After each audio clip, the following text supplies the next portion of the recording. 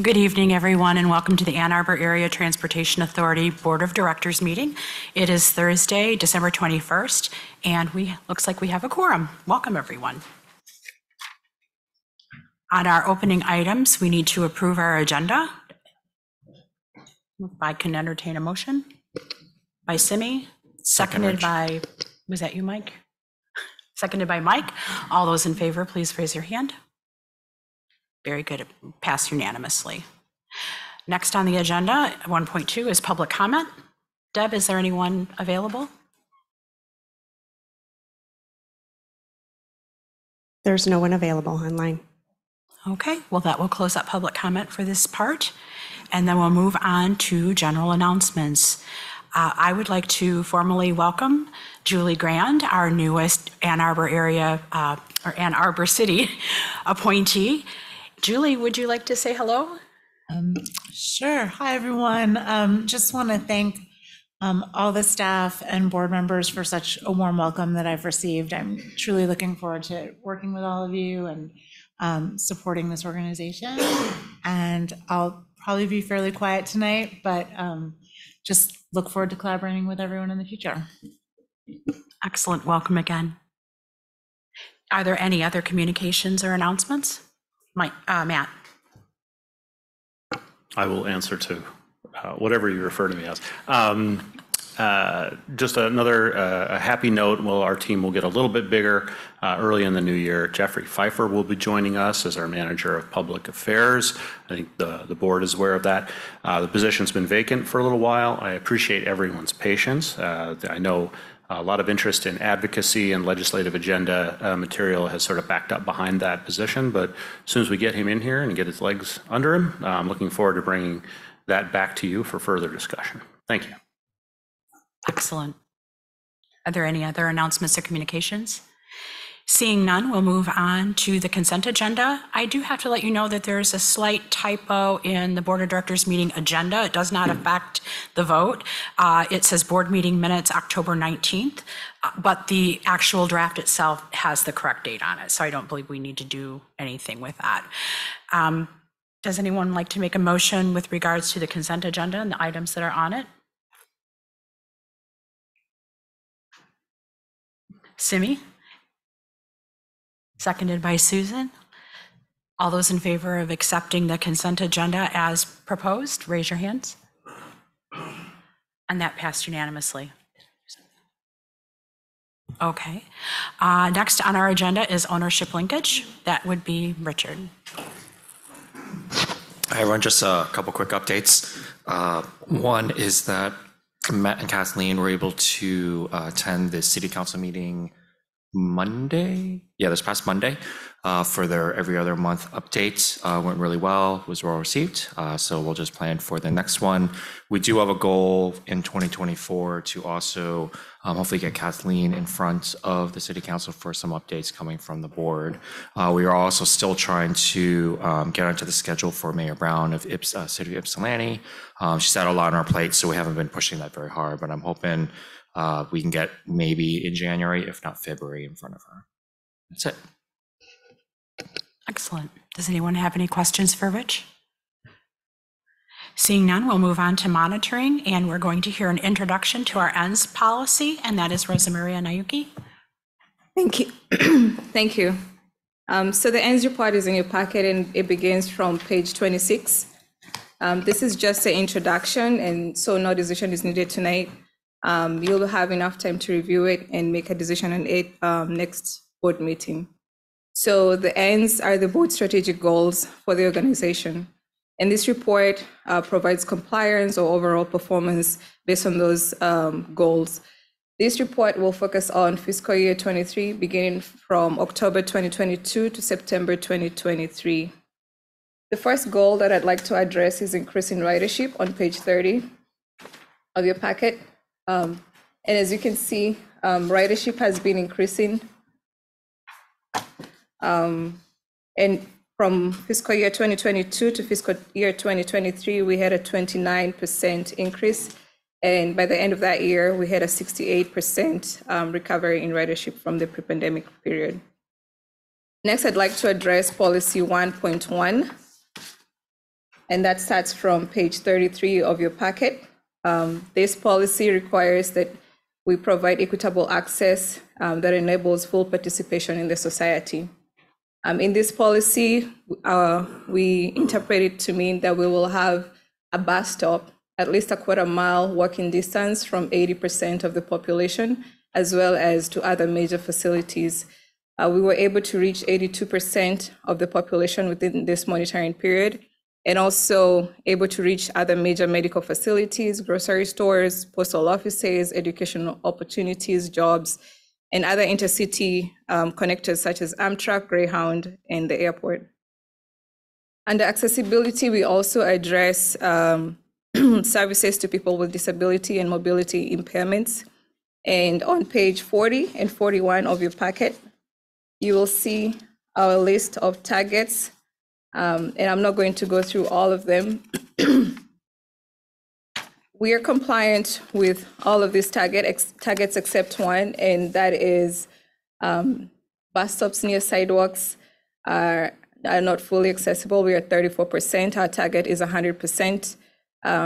We will become accessible. The timeline is year 2033.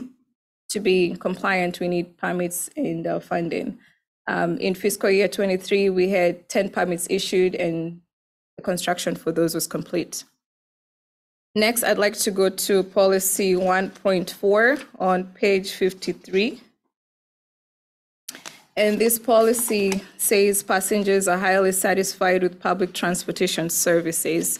We have two targets here. One, that passengers who participate in an onboard survey that happens once every 2 years, we have 85% of them noting that they're satisfied with our services.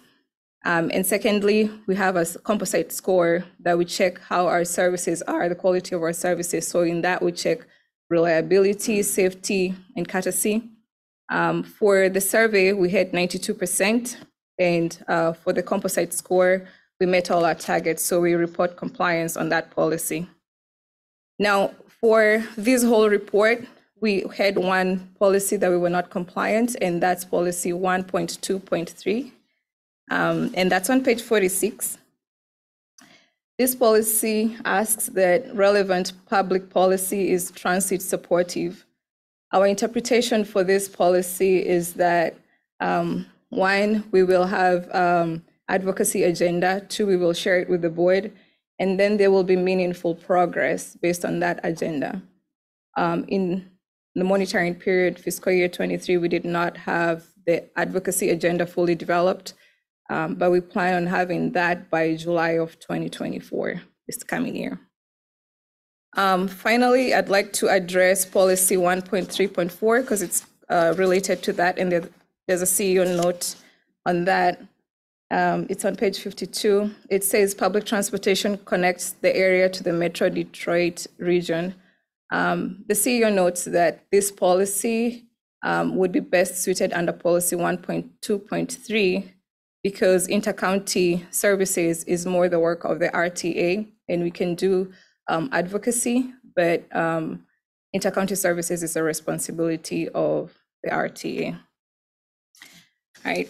I am happy to take any questions. That's the end of the introduction. However, we don't have to make a decision tonight. You'll have the whole of about 4 weeks.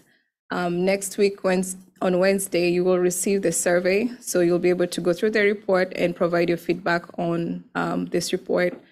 And then you'll be able to make a decision during the next meeting. Thank you. Knowing that this is preliminary and we have not yet done our monitoring end of it, are there any preliminary questions that the board would like to ask? Susan, you have your hand up. I just have a couple. The first is, you've noted that 1.3.4 is not yet possible to talk about, and yet it's shown as compliant. So it's confusing why, if we're not really able to speak to it, we would show ourselves as compliant. Can you give me a little background on why that? Sure. So the policy is asking that public transportation in this area connects to Metro Detroit area. We do have D2A2. So per the policy, we are compliant. However, the note is requesting that this be under 1.2.3 because it's more of an advocacy, and we're not responsible for intercounty services, the RTAs. So it's partially compliant because there's the D2, A2, but you're saying the rest of it falls under something that's not compliant because it's a policy issue? It's fully compliant because there is service from Ann Arbor to Detroit, D2A2. If I might interject, Rosa is correct. We are reporting full compliance. D2A2 achieved this goal some time ago, and it has been in operation during the entire monitoring period. The challenge is we are not the agency that is actually legally responsible to do that. I am not sure that legally TheRide could operate into Wayne County by itself. The RTA has the legal authority to run buses between counties. I am unclear whether this agency does by itself. So this is my note, is just for your consideration as a body when you're reviewing this. We are compliant. The question is this policy something you would hold me accountable for if I can't legally do it and it's legally the responsibility of another agency? Or since it is compliant and it's running, it's not like that's going to change. Is this better suited for an advocacy agenda? Because our relationship with the RTA, that is effectively what this has been. We've been asking them to step into that space very successfully. That's how the RTA, how we partnered with them to get D2A2 running. We do everything except cut the checks, but it is effectively an RTA service. So the question back to you as a body when you're reviewing this monitoring report is simply, do you still want to have that as an outcome goal for this agency? Or is it more of an advocacy goal that we should shift into our legislative agenda, which is more, as Rosa said, under policy 123? That's the intent of the CEO note. Okay, but yeah, because it seems like this might be part of our process to go through our policies and remove it if we have no real say over it. So I think that's maybe what you're saying, that's the exercise that we're being asked to go through.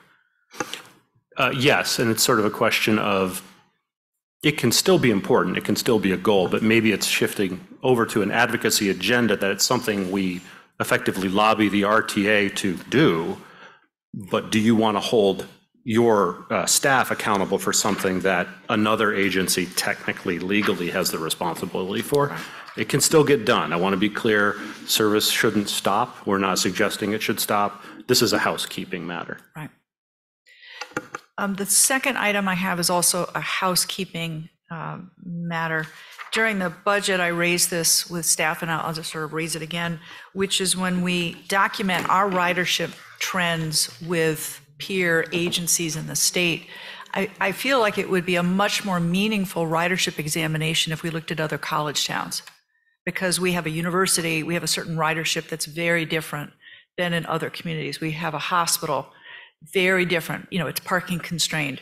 And I think that for our ridership analysis, that's a very meaningful question. The development patterns are going to be different in university towns that are more transit friendly. So for the purposes of this, I don't know how difficult it would be to just choose different cities, but begin monitoring against other college towns seems like a very useful way for us to understand what's happening with our ridership. Because what we show is statewide, we're at a certain point, but I know nationally the ridership levels are above that. So which numbers are we using? I think it's helpful for us as we're keeping track of it to keep track of apples to apples and oranges to oranges for our purposes. Thank you. Are there any questions or comments from the rest of the board? Rich? Thanks a lot. Actually, so I had two. The first one is just more a data thing. For policy 1.4 and 1.5, the question, and it might be in here and I might be missing it, but I don't know what size the sample is. And based on whatever that answer is, I think that the piggyback question to that is like, do we, as a board, do we want a minimum, right? Because I mean, they could do a phone survey of 1, and be 100% compliant, right? And so one is, I don't know what the sample size is for those two. I don't think you might not be able to answer that now, but the more underlying question is like, do we as a board want a minimum size or sample size for these particular monitoring reports? And then my second question is around policy 1.1.1.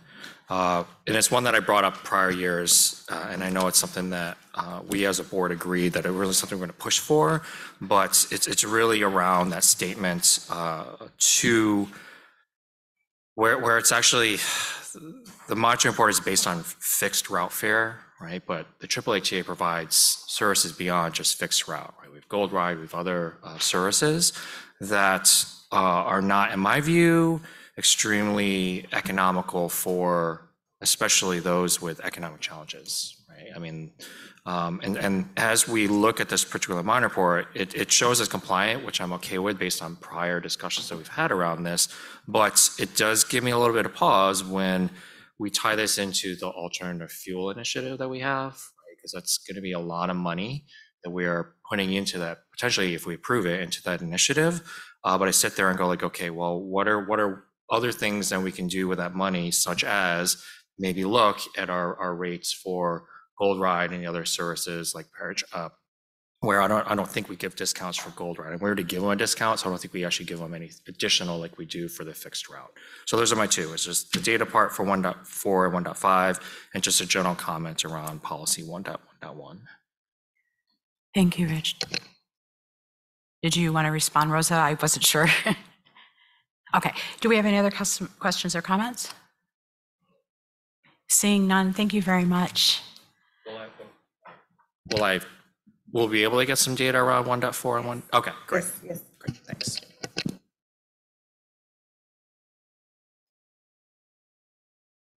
All right, thank you for that.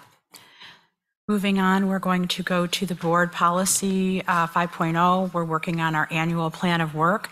In your packet on page 58 is the annual plan of work. And on page 60 is the actual suggestions. The board had tasked the governance committee to take a look at our past year's work plan and education plan, and also to take into consideration the ideas that were brought forth by the board. And we came up with this. This is sort of the idea. We looked at under policy topics or decisions, ends review. That's an annual task. We'll be doing that in when we do our monitoring report, but we'll also be doing that in 2025. About every 5 years, I believe, on our schedule is where we will do an in-depth deep dive on the ends review. We're also ongoing in our plan of work with regards to propulsion. We did not get to equity this last year, and sustainability. We have our policy, but we look at it as ongoing in terms of work. Several areas that were identified in terms of education topics were multi-jurisdictional consideration for local and regional, differences between AAATA municipalities and our POSAs, environmental standards policy development possibly, RTA, advocacy under policy governance, policy development, education, post-pandemic trends, and ridership. And so this is the time right now for the board to weigh in on, do you agree with this plan of work? If not, what would you change, or would you like to delete something or add something? It's a very hefty amount of work. I don't know that we're going to be able to get to it over the year because we are working on propulsion. We have, all those new RTA or all the new LRP things that are going to be putting in place in August, so the staff are going to be very busy. But it is very robust, but I would like to hear what your point of view is on it. So I'm entertaining questions from the board. Yes, Susan. So I have a comment on this list and then also an additional comment. I'm particularly interested about the advocacy. I feel like there is a space where for us to accomplish our goals, there needs to be a voice on behalf of our transit users. And I don't know that I am aware of many others in our community that are speaking in that space. And as the cities are looking at the right-of-way and how they are apportioning the uses, I think that's a good space that we could be speaking to about the need for transit prioritization, making sure that our riders can get to the curb, because I know there's a curb study underway downtown. So for me, that one seems like a really important one to have a discussion. I'm currently confused on how I can support transit within policy governance. What I've understood is that if I don't speak on behalf of the whole voice, I should speak as an individual, but I'm not sure that I have enough information to be able to speak as well as I should. So I think that would be an area I'd like to see us spending some time on where we could be effective. And then the other thing I'd like to talk about is within our existing policies, 2.9.1.5, H, annually a presentation to the board about relevant emerging trends and technologies with applicability to the Transit Authority and its services, and innovations trialed or introduced to authority operations over the past year.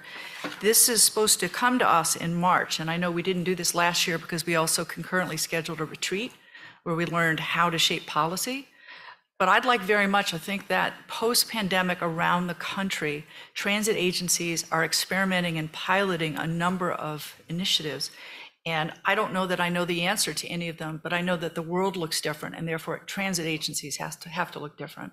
And I'd very much like to ask that in March, we as a board receive a report on those things that are being trialed,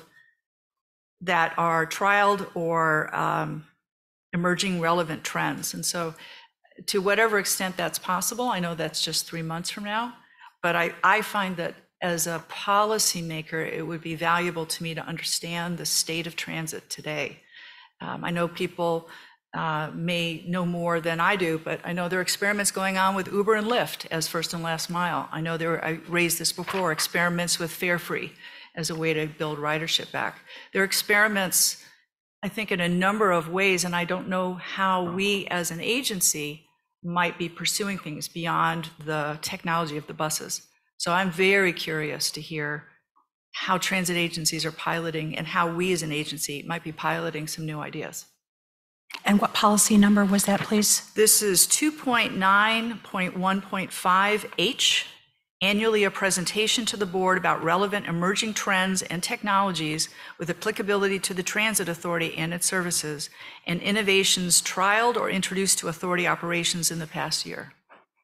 All right. So 2.9.1.5. Thank you, Susan. Thank you. Are there any other comments or questions about what has been presented here? And if not, is the board in agreement that this is how we want to proceed this year? In addition to what Susan suggested, or just what's on the paper? Well, I'd like to hear if anyone has any feedback on what Susan has said. I'd like to hear from more than one board member. Yeah, actually, I'm a big fan of what Susan said. One, she is way more eloquent than I do, but I actually had those down on my list from last year, and also the advocacy under the policy governance still thing I was also interested in. Okay. Yes, Kyra. I agree with advocacy. I'd like to, I don't think we're going to be able to get to all of these. My sort of second highest priority under that would be ridership. I think the introduction of the new manager of public affairs will kind of straddle both of those fences, and hopefully they can kind of work together to improve. I'm especially interested in ridership, like looking through some of the comments that were attached to the propulsion study. I agree. And when we had the first presentation about the propulsion study a few months ago, as far as where is our priority going to be, where are our efforts best spent? And the more I learn about the propulsion technology, the more I think our focus needs to be towards ridership. So that would be probably my second priority under advocacy under policy governance. And I think those are both two very large projects to undertake, given how they touch pretty much every aspect of the agency. So if I heard everyone correctly, then the things we would like to focus on and move up. So in other words, multi-jurisdictional considerations, differences between communities, environmental standards, RTA, probably will drop to the bottom, and the top of the list would then be advocacy, policy development, not policy development, advocacy, post-pandemic trends, and ridership would be the three that would bump up to the top and be the most important on our educational wish list for this year. And then if we get to any of the other ones, that would be great, but if not, it is a very challenging list. Yes, Simi? I agree with what you just presented, and just think the environmental standards policy development piece was, I think that was, largely addressed by the policies we developed this year, and will be an ongoing discussion with the sustainability piece of the work plan as well as propulsion. So probably doesn't need to remain on this list at this point. Very good. Any other thoughts or comments? Yes, Rich. Oh. Mike, go ahead. Regarding advocacy, of course, Susan brought that up at the last meeting, and I believe the minutes reflect that that was going to be addressed by the governance committee in either December or January. And at our governance committee meeting in December, we said we were going to address it in January. So I just think we should have that realization, if my memory is correct. Go ahead, Jesse. I mean, so I guess I'll speak to that first. I think given that we've just, that we haven't even onboarded the public relations position, and that I think that is going to be a role that's going to need to be part of that, and that we are also in the process of procurement for a governance coach. I don't think, I think we might want to, that's not a topic that I think we want to rush nor put a lot of pressure on to potentially new positions. But I was going to, I mean, maybe others have a better sense of, they're very clear on the priorities, but I'm wondering if it would make sense to put out a survey. If we're all in agreement on these as general topics, I would be curious to see like a sort of like ranked choice survey, so that we can prioritize these properly, and with the understanding that that's not going to necessarily mean like that we deal with such and such first, because it may take us a while to procure an appropriate experts for each topic, but to allow governance committee to focus our resources in the way that the board would like us to. So I guess, yeah, my short question is, am I the only one who's a little bit confused on what the priorities of the board are, or are we in agreement? I thought I clearly heard, and I may have misheard, is that multi-jurisdictional considerations, differences between the communities and our POSAs, environmental standards, and the RTA are not high on the wish list of the board. Can I get like shaking heads or whatever? Is that what I'm hearing? So then that would leave advocacy, post-pandemic trends, and ridership, because we also, I think, said policy development and education was going to be put on the back burner. So if that is indeed true, that advocacy, post-pandemic trends, and ridership should move up to the top. And again, hearing what Jesse just said so well is that they will happen in a way that is best suited to knowing that Mr. Pfeiffer is coming on board, and those advocacy pieces and things like that. It's not going to come out of the gate straight away in January, but knowing that it's going to take time. If that's good enough, we can go ahead and move on. But if others don't feel comfortable with that, we can actually send out a survey and do it in a more finite, diplomatic way.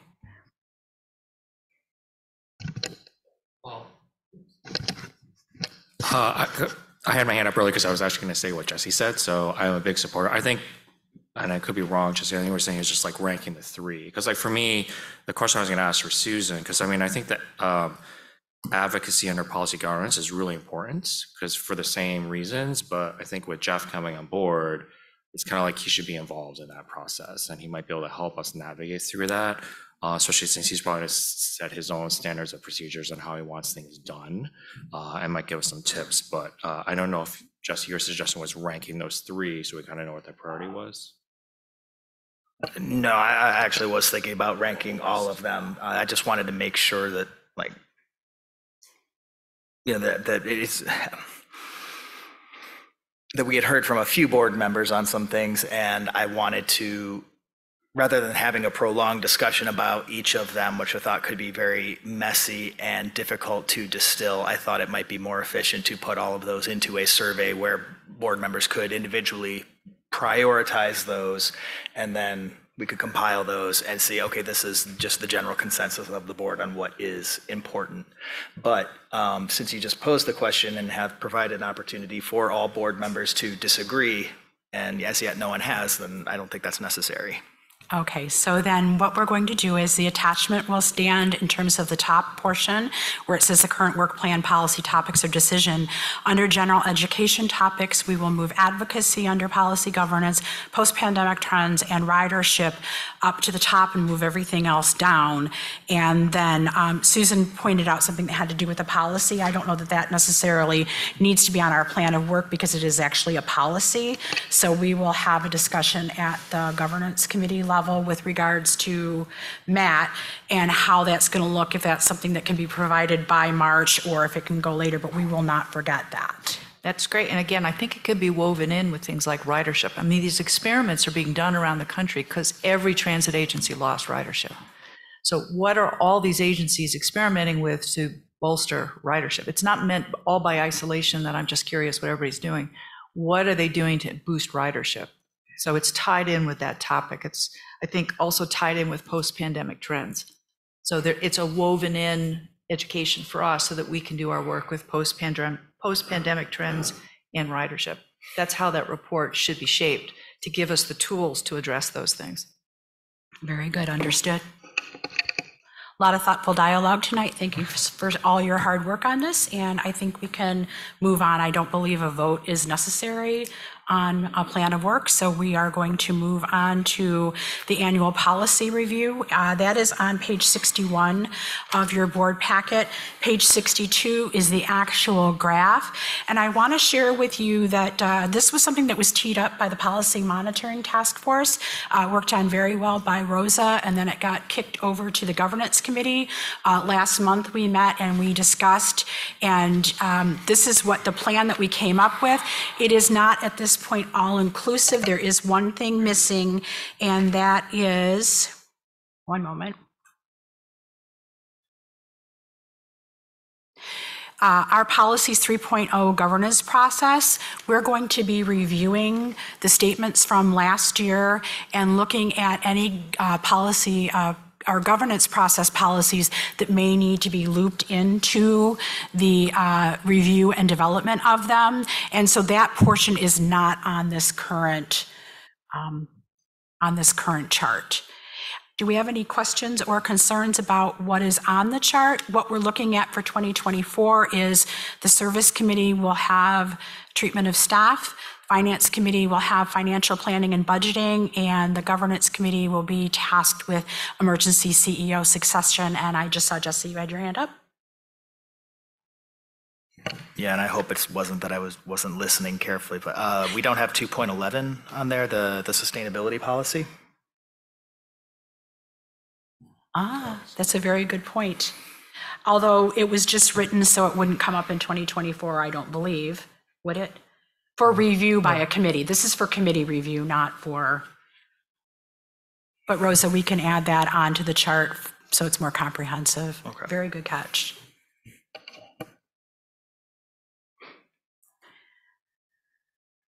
Is everyone satisfied with the scope of work with regards to policy review for 2024? All right, seeing no discussion, we will go ahead and move on to policy 3.2.6, CEO compensation. That starts on page 63. And there is a resolution. This policy this is being looked at according to policy 3.2.6. We have a direct responsibility to conduct an annual performance review, which was done earlier this year, and appropriately adjust the CEO's salary. The resolution, should I read the resolution? No? All right. The resolution is very clear about the direction. The governance committee worked very hard on this. I think I did send out an email to everyone to let you know all the different factors that the governance committee looked at when we were making our recommendation. And so I'm going to open it up to the board to see if, yes, Susan. So I just wondered if it was a typo that the increase is retroactive to October of 2024? It is a typo, and thank you for mentioning that, but this is a draft resolution. So thank you for catching that, though. Yeah, we had so many eyes on this, and it was just one of those little faux pas that happened, but yes, thank you for bringing that up. Does anyone have any questions about the resolution or what we're proposing for the compensation of our CEO? Seeing no discussion, would anyone like to make a motion to accept the resolution as written? A move. Jesse and Mike. All in favor of accepting the resolution, raise with the caveat that it is year 2023 of October of this year that we are going retroactive. I'll raise your hands. Very good. That passed unanimously. Thank you so much. Next on our agenda is the long-range plan update, and that is Mr. Carpenter and Mr. Yang. Thank you, Madam Chair. I'm going to say a few introductory comments, and then Forrest's going to lead us through the best part of this. So your annual plan of work, you said you wanted to talk about ridership.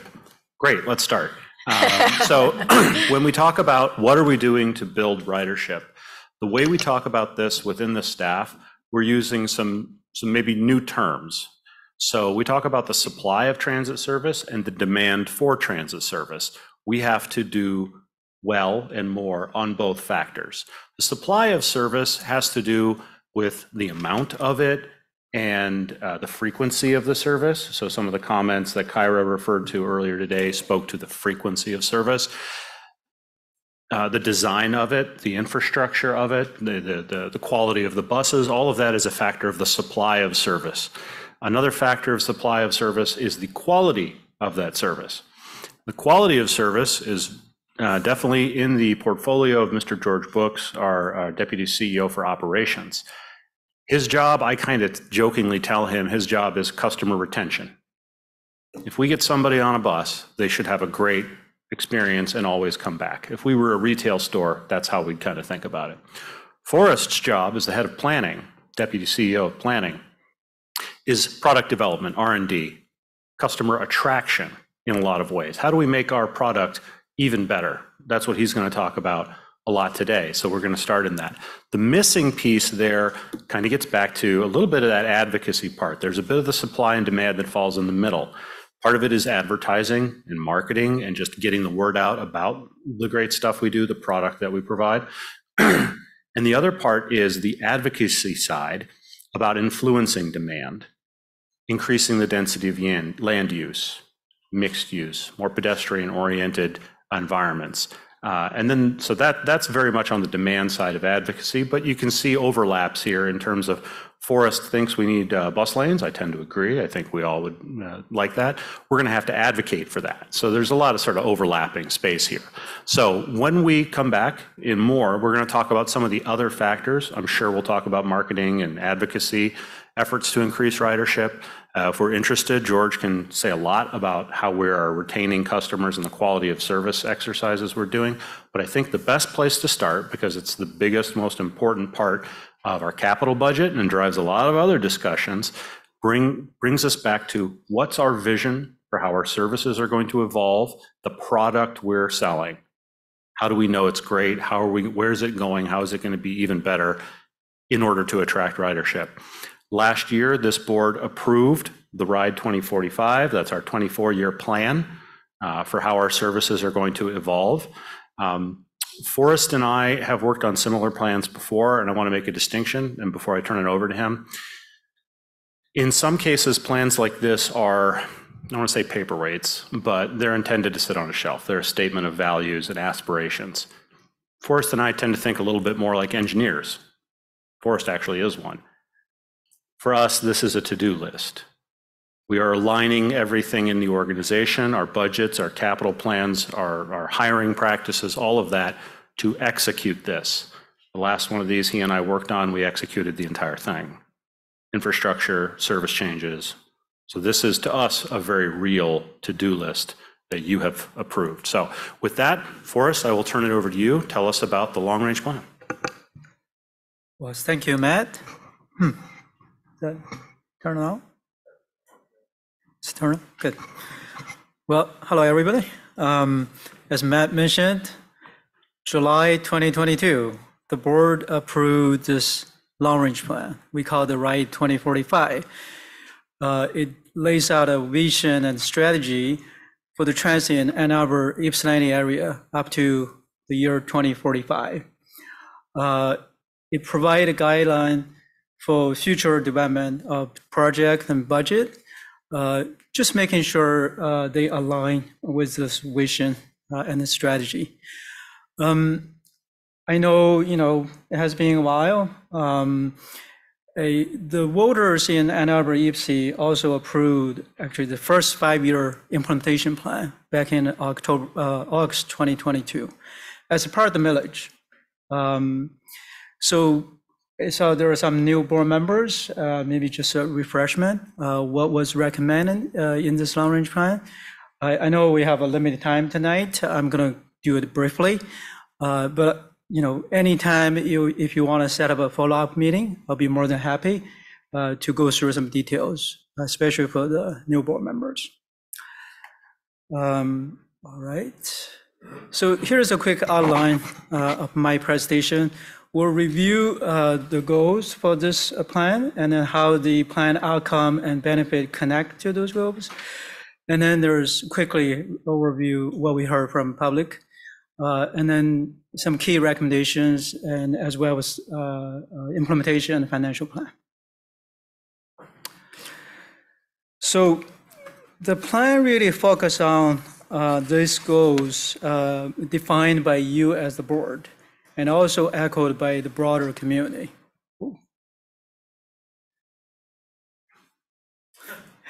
All right. So first, we're talking about improving social equity by providing people more affordable, accessible transportation alternatives.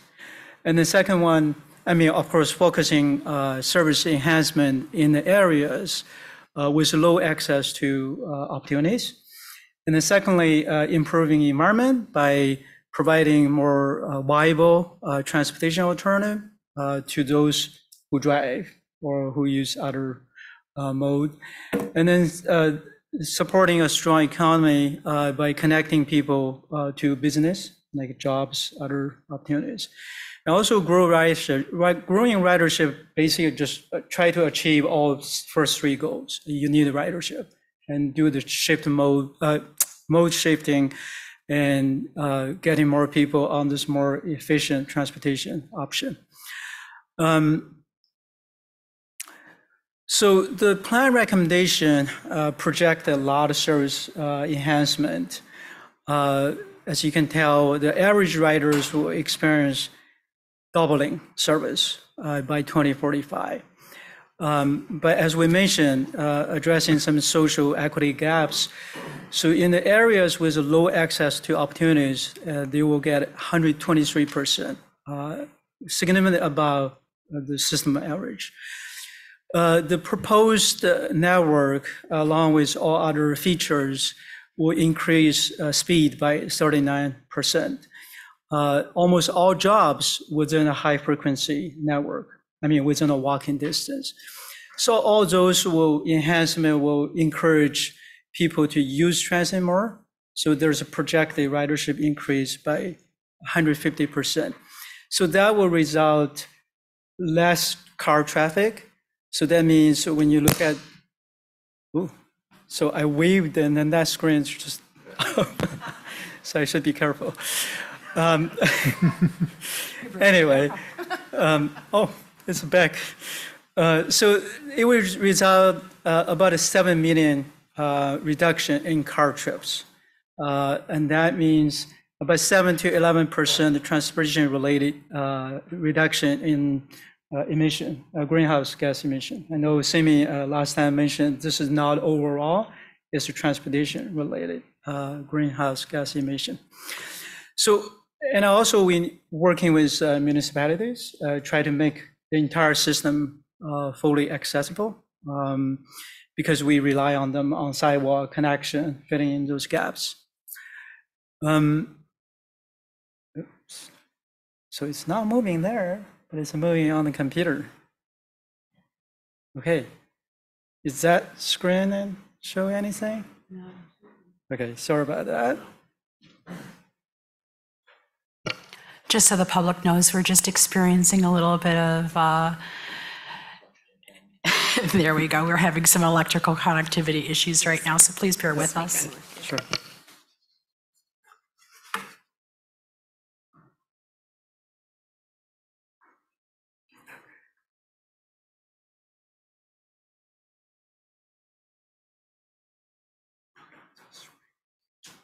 There we go.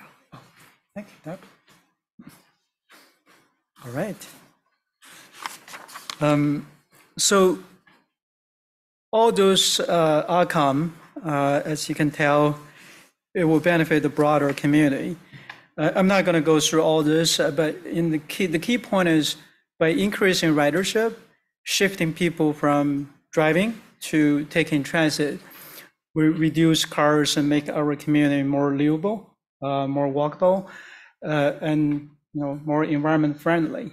The one point I want to mention here, yes, this service enhancement for everybody, but particularly when you think about the seniors, people with a disability, minority, low-income families, and plus everybody else who have limited access to automobile will benefit more from this long-range plan. And then I just want to briefly mention, this long-range plan planning process was an 18 months process, and then a lot of people involved. We have 3 rounds of public engagement. We also have a public advisory group set up with 12 community members. And we got a lot of feedback through different means. Overall, we heard people want to change, want a significant increase in service, and they also communicated a strong desire. Transit need to play a role in addressing some social equity gaps. Overall, we got a strong support from the public about this long-range plan. So quickly going through some recommended transit service improvement. So the 2 red lines on this map, they are bus rapid transit service, connecting from Ypsi to Ann Arbor and also West Ann Arbor, and also from northeast in Ann Arbor to south. And you can probably tell they're pretty aligned with the TC1 zoning, all the new development proposed by the city.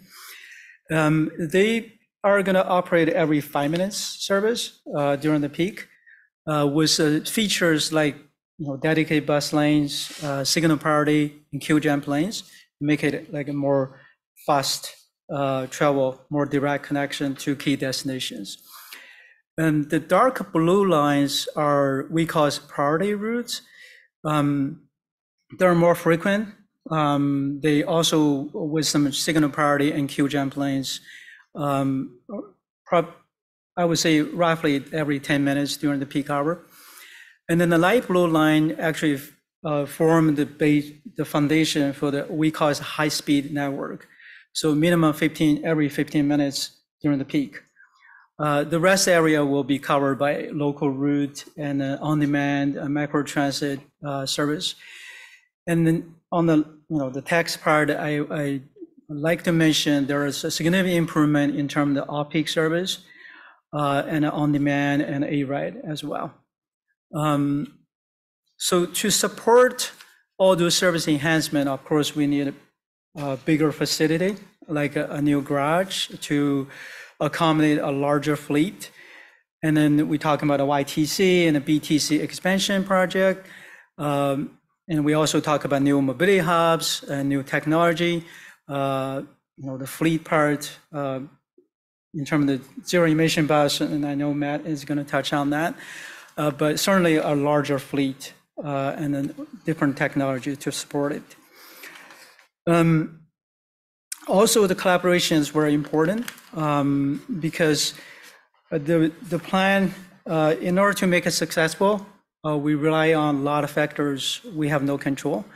So we need to work with different stakeholders at the local, regional, state, and federal level. For example, we heard a lot about regional connections.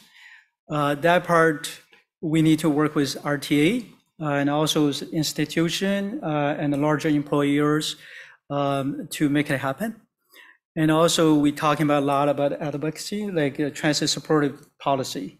I think that part, we're already working with some municipalities on this, but can be done more, certainly in that area.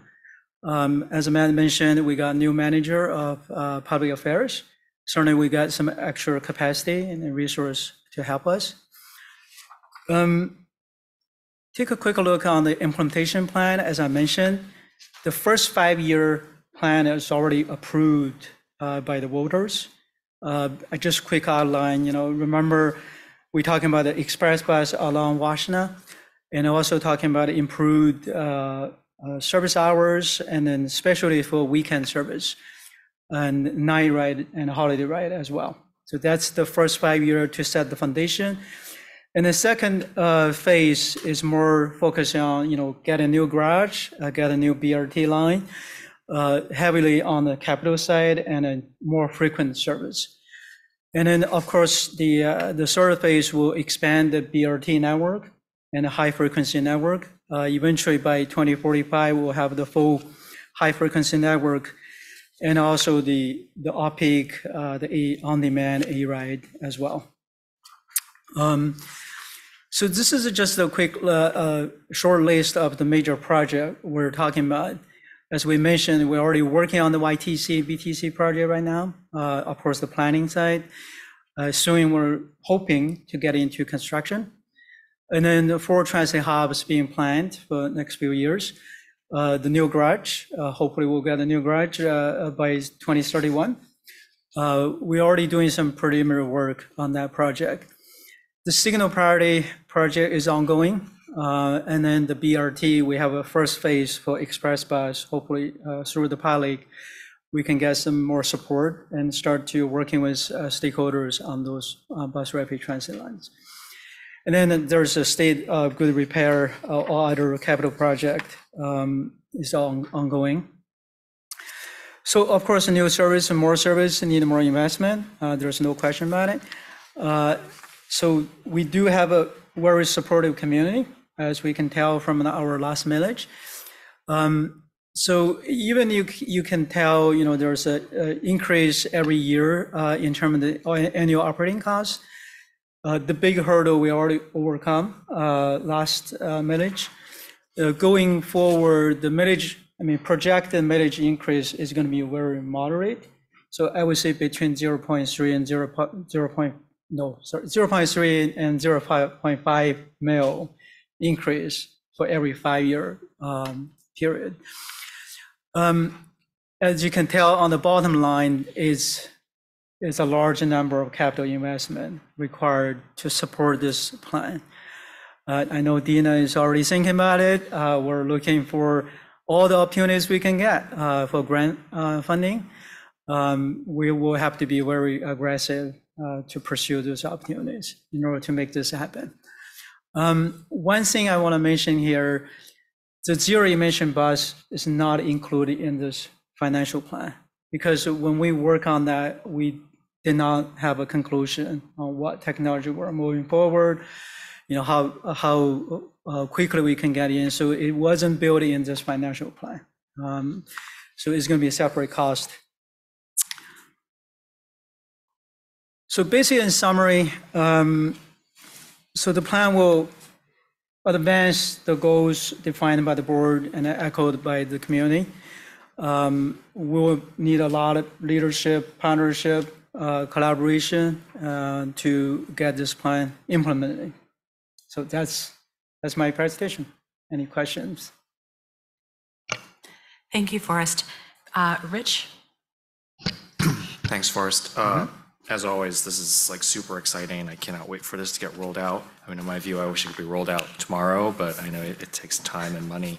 The question I had is actually around the hubs, and it might be just like a definition thing, because for those 4 hubs, is the deployment, because I notice it when it's a while before all 4 of them become active.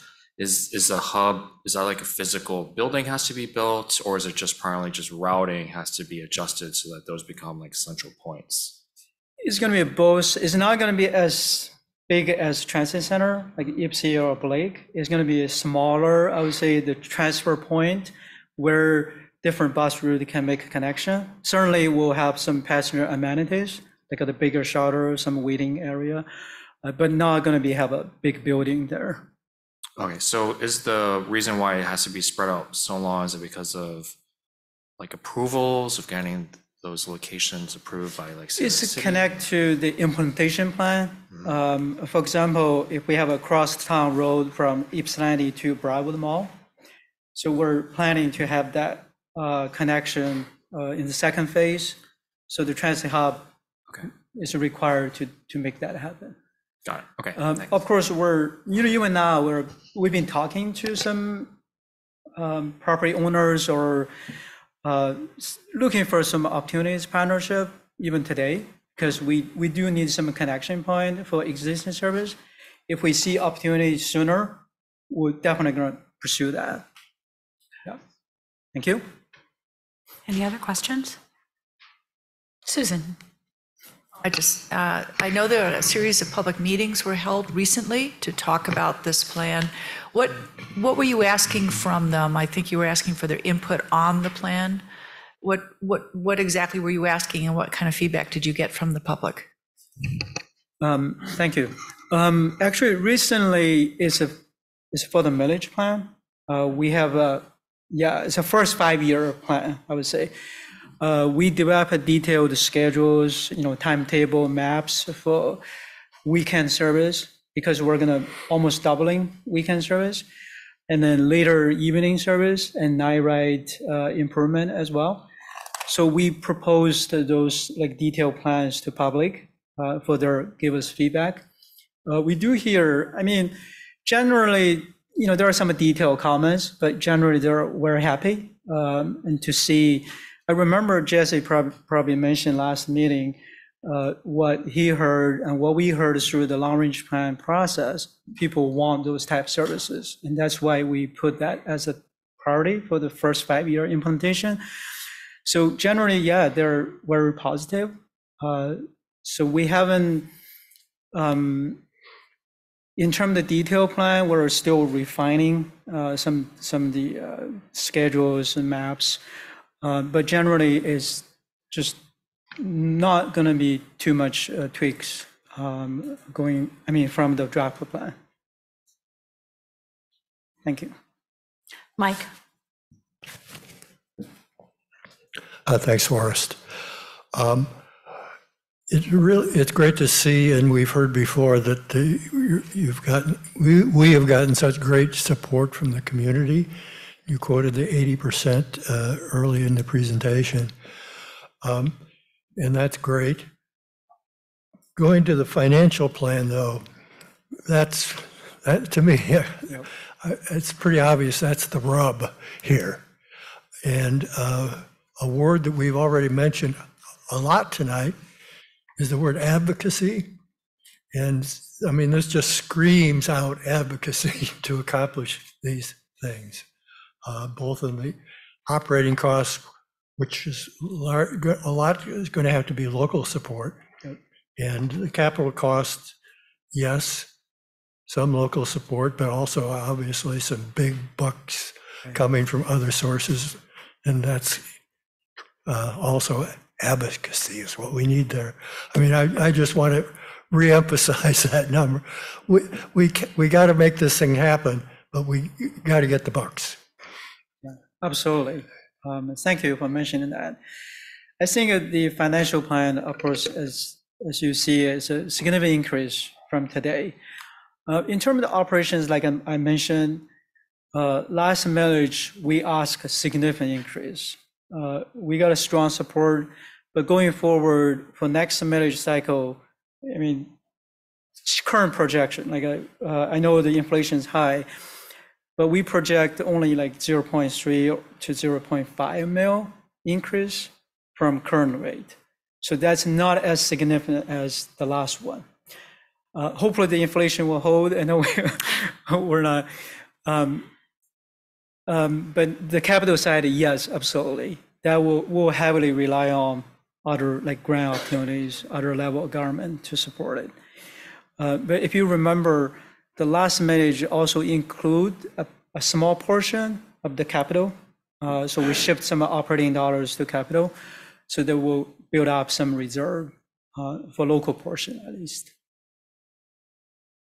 But of course, this plan goes out to 2045. And our villages can only last for 5 years. I mean, and we've got to increase them, maybe not a lot the next time, but over this period, it's got to be increased a whole lot. And I mean, we just have to be thinking about that, not just for the next 5 years. We got to be building the support that supports all these numbers. Absolutely, yep, agree. Thank you. Are there any other questions? Seeing none, thank you so much, Boris. Thank you, everybody. Next on our agenda is the bond financing discussion, and that'll be led by TheRide. Thank you. In your packet is a bond financing discussion summary issue brief regarding the question about, that's been brought up a few times now, and most recently was brought up in the context of the propulsion discussion that we were having the last couple board meetings. So what we've prepared for you today is a discussion of what we're able to do and what we think is feasible given the current environment of what we're able to do and what we've seen regarding creditworthiness. So I'm not going to go through the entire discussion that's provided, but it starts on page 81 in your packet. And I think what I want to do is highlight just some key points about bond financing. And there's a lot of additional information in attachments A, B, and C. So I'll reference them when I'm talking about my key points. But the summary is that the board requested that we bring more information about what we're able to do as an agency with regard to the potential for bond financing. So we provided that here.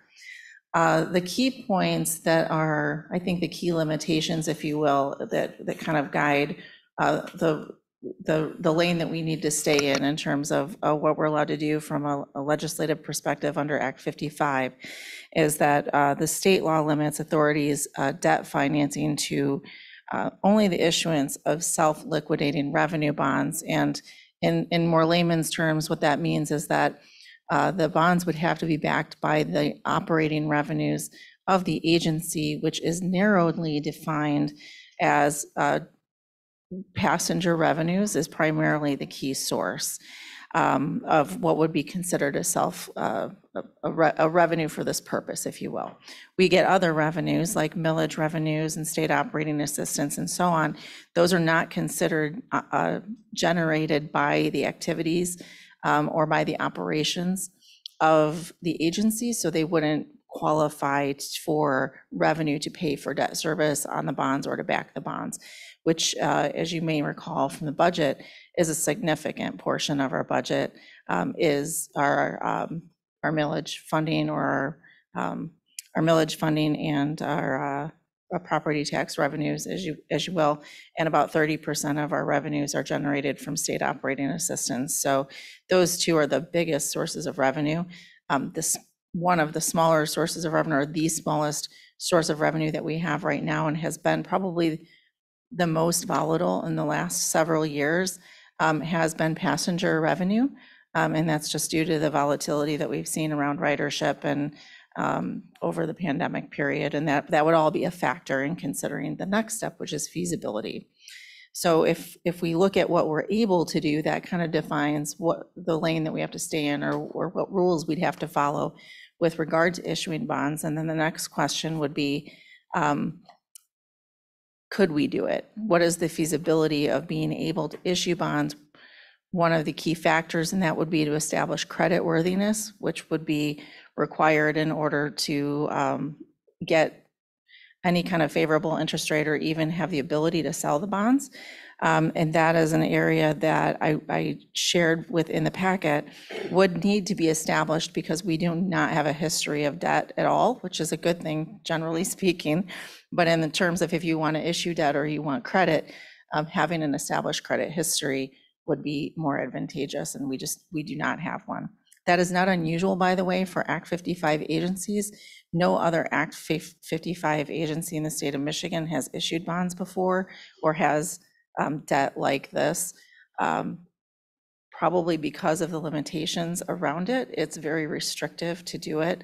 And so it makes it really difficult for agencies to pursue it. Another potential factor in that, which is a factor for us, is that we do have access to other sources of revenues that are more advantageous and do not require debt. So pursuing grant funding has been advantageous to us. It is challenging, and just like, generating any form of revenue is challenging, but it is definitely a source that we will continue to pursue and has been successful for us in the past. The other factor to consider regarding feasibility is what would happen if we did issue bonds. We'd have debt service payments to make. Right now, issuing debt would require, millions. It would require millions of dollars of recovery in our budget, because those passenger revenues would be then used to pay the debt service, and there'd be no other way to bridge the gap in our budget. So we'd have to ask for an increased millage just for that alone. And as Forrest just talked about, in order to accomplish all the services in the RIDE, in the RIDE's long-range plan, we have to increase service just for operations on its own, let alone increasing the millage for additional debt service payments that would be required for the purpose of issuing bonds. So those are kind of the key points about the ability and feasibility. And with that, what we also provided in the packet was just a recommendation from staff that we intend to pursue other sources of funding first, and not approach the bond issue topic as a primary way to fund our projects in the near term. That certainly the board can always advise differently as a board if they choose, and that's noted here. But our recommendation would be to pursue the other sources of funding that are more accessible to us and better for us financially for probably the foreseeable future. And I'm happy to answer any questions about that. Or Thank you very much, Dina. Do we have any questions from the board? Susan? No questions, but in fact, just a thank you. I know I had been the one pushing this, because it's a mechanism, and I was hoping through the exploration to see if this could be a tool in a toolbox for us. We have a lot of things coming up, and the challenge of waiting till we have enough money in our piggy bank before we pursue things can sometimes be frustrating. So I was very grateful that you explored it. It's very disappointing to realize that things like the perpetual millage can't be used, that passenger revenues are the only tool. And further, given that we've just come out of a pandemic, this is not a good time for anybody to be looking at our passenger fares, our revenues. So all of that said, it's very helpful sometimes to know what you can't do as well as what you can do. So I appreciated you taking the time. So thank you. Mike? Let me just add one thing to give more perspective, perhaps, to what was said. And Dina and her staff really did a great job of putting together this briefing document. passenger revenues are basically the only revenues that we could use to support and service bonds. But that's only $4 million a year, approximately right now. And so that just tells you a lot. It's just not worth it. All the hoops that we would have to jump through to do it and get very, very little benefit. It's unfortunately the same conclusion we drew a number of years ago when this was looked at last time. Nothing has really changed. Thank you, Mike. Any other questions or comments for Dina? Seeing none, thank you again. We'll now move on to 7.3, zero emission bus discussion, and that is Mr. Carpenter.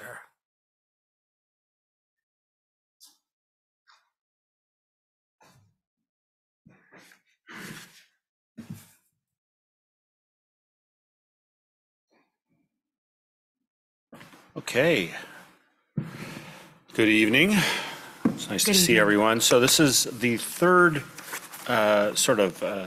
stop. We're about halfway through our 4-month deliberation about zero emissions buses. So we're back again. I endeavor every time we come by to provide you with something a little different. So I'm not going to rehash a lot of the details we've gone over in October or November.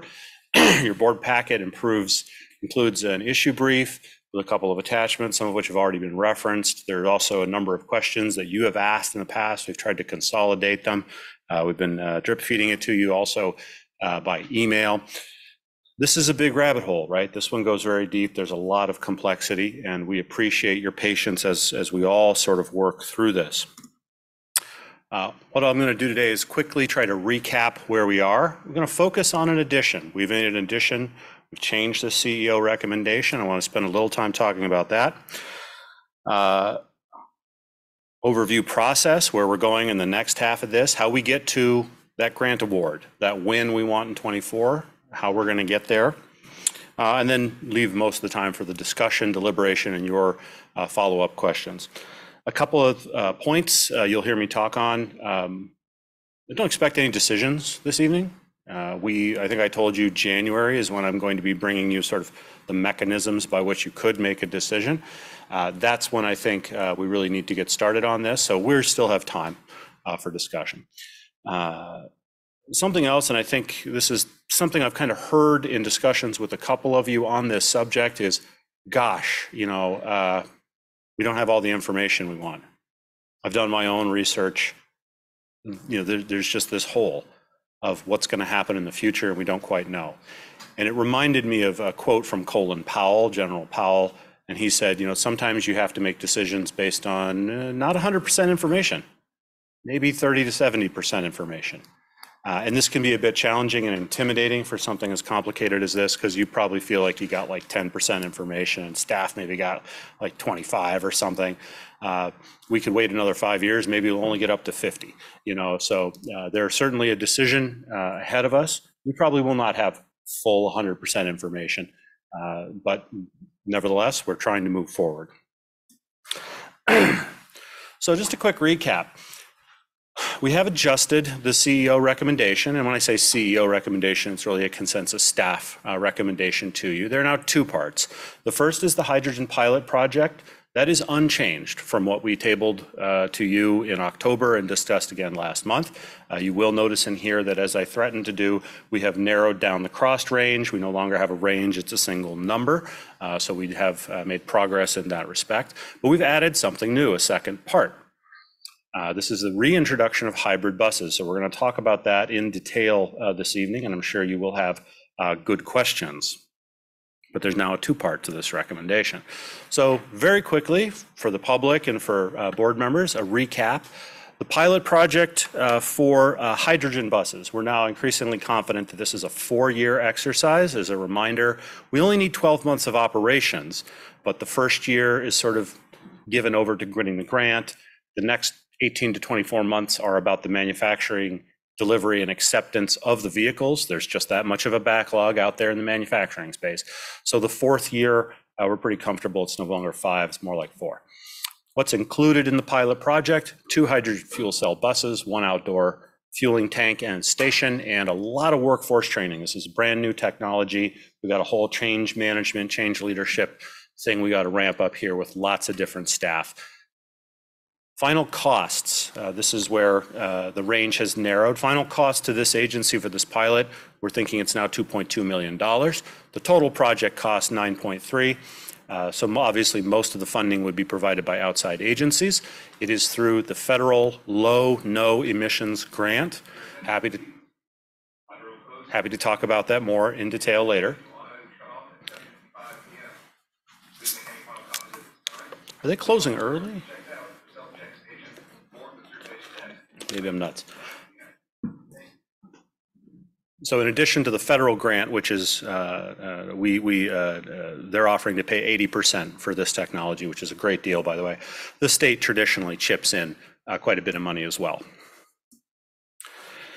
Now, we've talked at length about the different technologies, the pros and cons.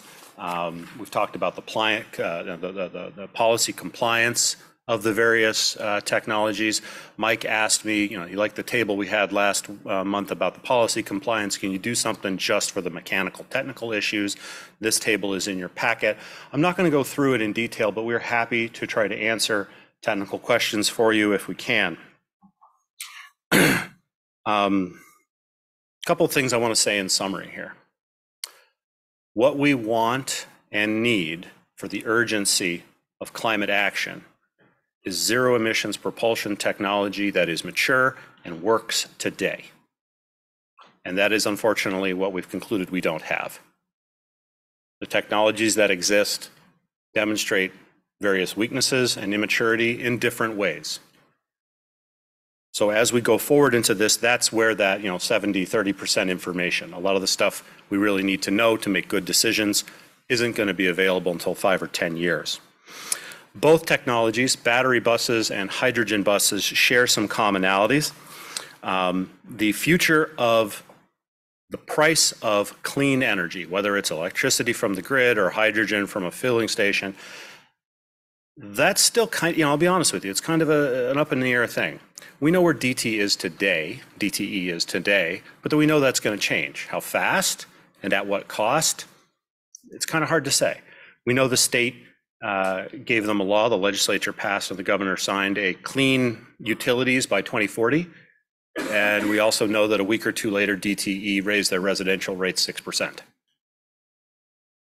So that number is moving. It'll get better, but precisely when and how good, there's a lot of speculation, there's a lot of good guessing in there, but it's impossible to tell which one's going to be right. Same thing with hydrogen. We know there's a big investment coming to the Willow Run AMC. There's going to be supply there. Is it going to be green? Actually, Troy and I are heading out there in January. We're going to talk to the CEO. We're going to learn more about it. It sounds like yes, but at what price? We don't know.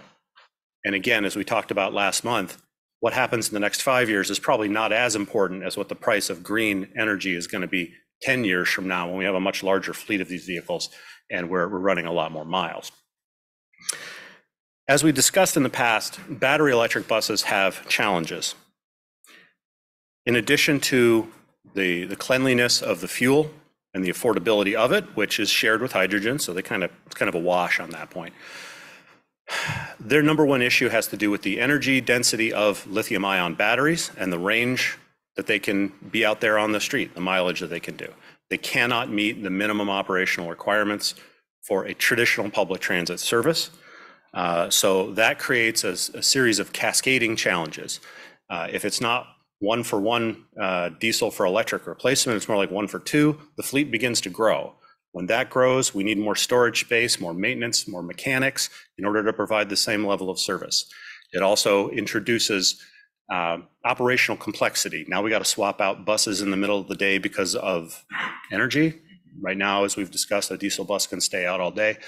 That's going to lead to some sort of hidden cost or operational issues, possibly mistakes that affect customer service.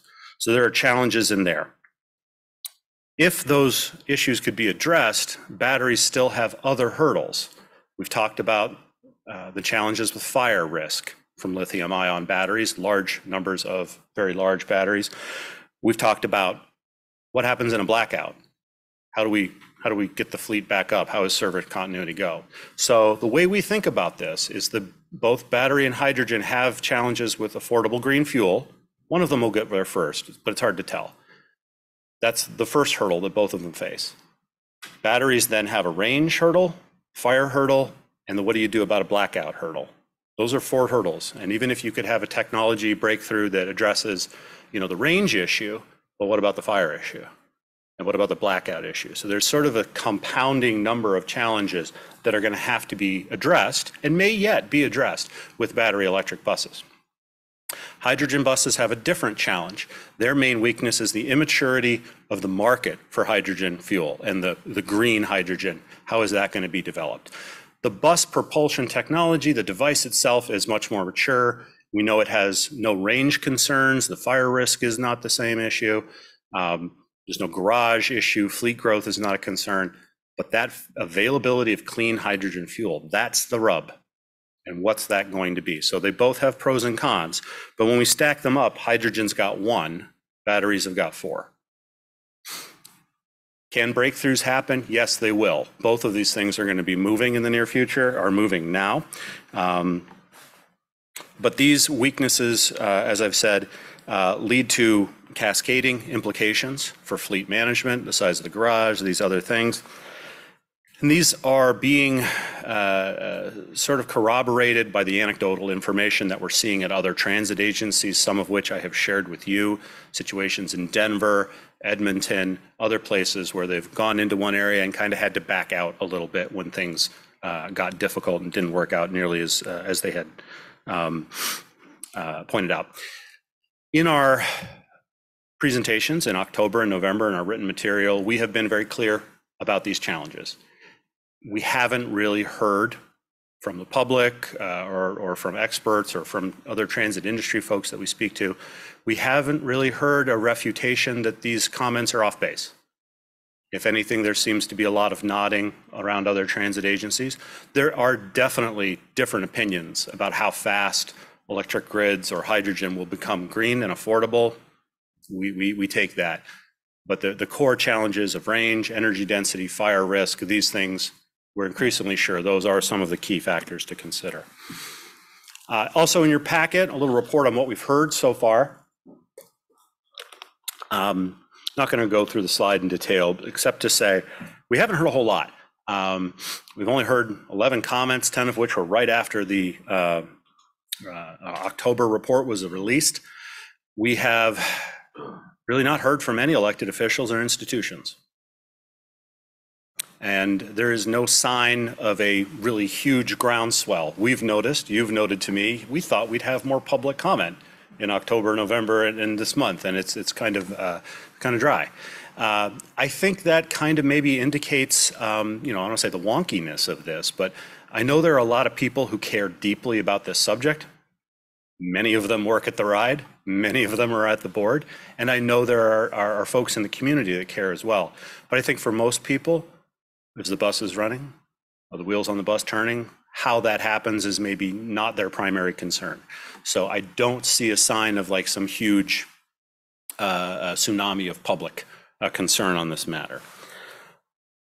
Okay, as I said, we had 2 points, and now I want to shift over to the new element. This is the hybrid. This is the new part that we haven't seen before. This is partially in response to great work staff have done. I want to commend the folks in the maintenance shop for keeping on top of innovations, things that are happening in the industry that other groups are piloting for us, but also you for asking us, what could we do to reduce emissions faster? Could we be more aggressive with this proposal? So very quickly, let me tell you what a hybrid bus is. You've seen a hybrid car. It's pretty much the same. You have a fossil fuel powered motor, in this case, a diesel engine. It charges a battery. In this case, it also heats the passenger compartment.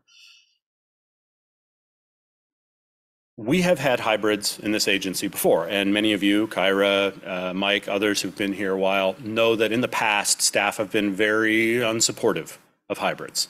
And I want to say why we've changed, because it's a natural question you may ask. And the simple answer is, these hybrids are a lot better. And wait until I tell you about the money.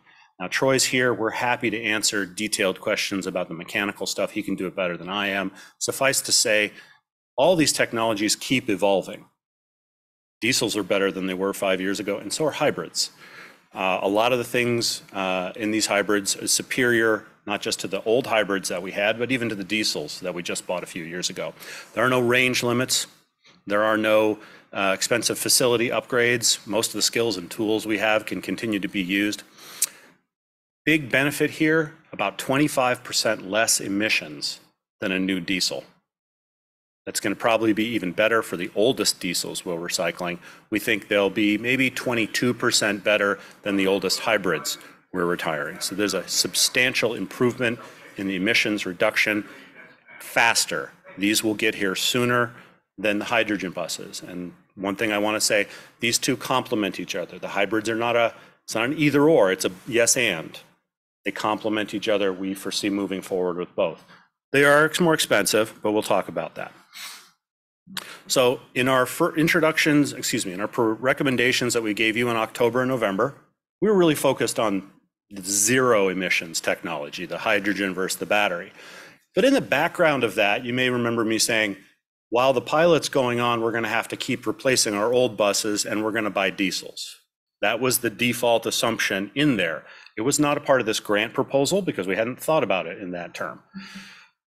We had just assumed we were going to have to eat the cost of buying those diesel buses from the pockets of money that we had because there were no outside grants available. In this new approach, the key difference here is a realization on the part of staff that, hey, you know, we could, wait a minute, not replace those diesels with diesels. We could replace those diesels with hybrids, thereby giving us access to a much larger pot of money and reducing emissions faster. Let's see what this looks like. As you bear with me, I think it looks pretty good. You've seen this graph before. Very quickly, this is the size of the fleet and the projections we see. As Forrest mentioned, we see the fleet growing. That's the frequency of service. That's the line going up above 100. We have 103 buses in our fleet. We're accounting for growth. We're assuming those are going to be a zero emissions hydrogen propulsion.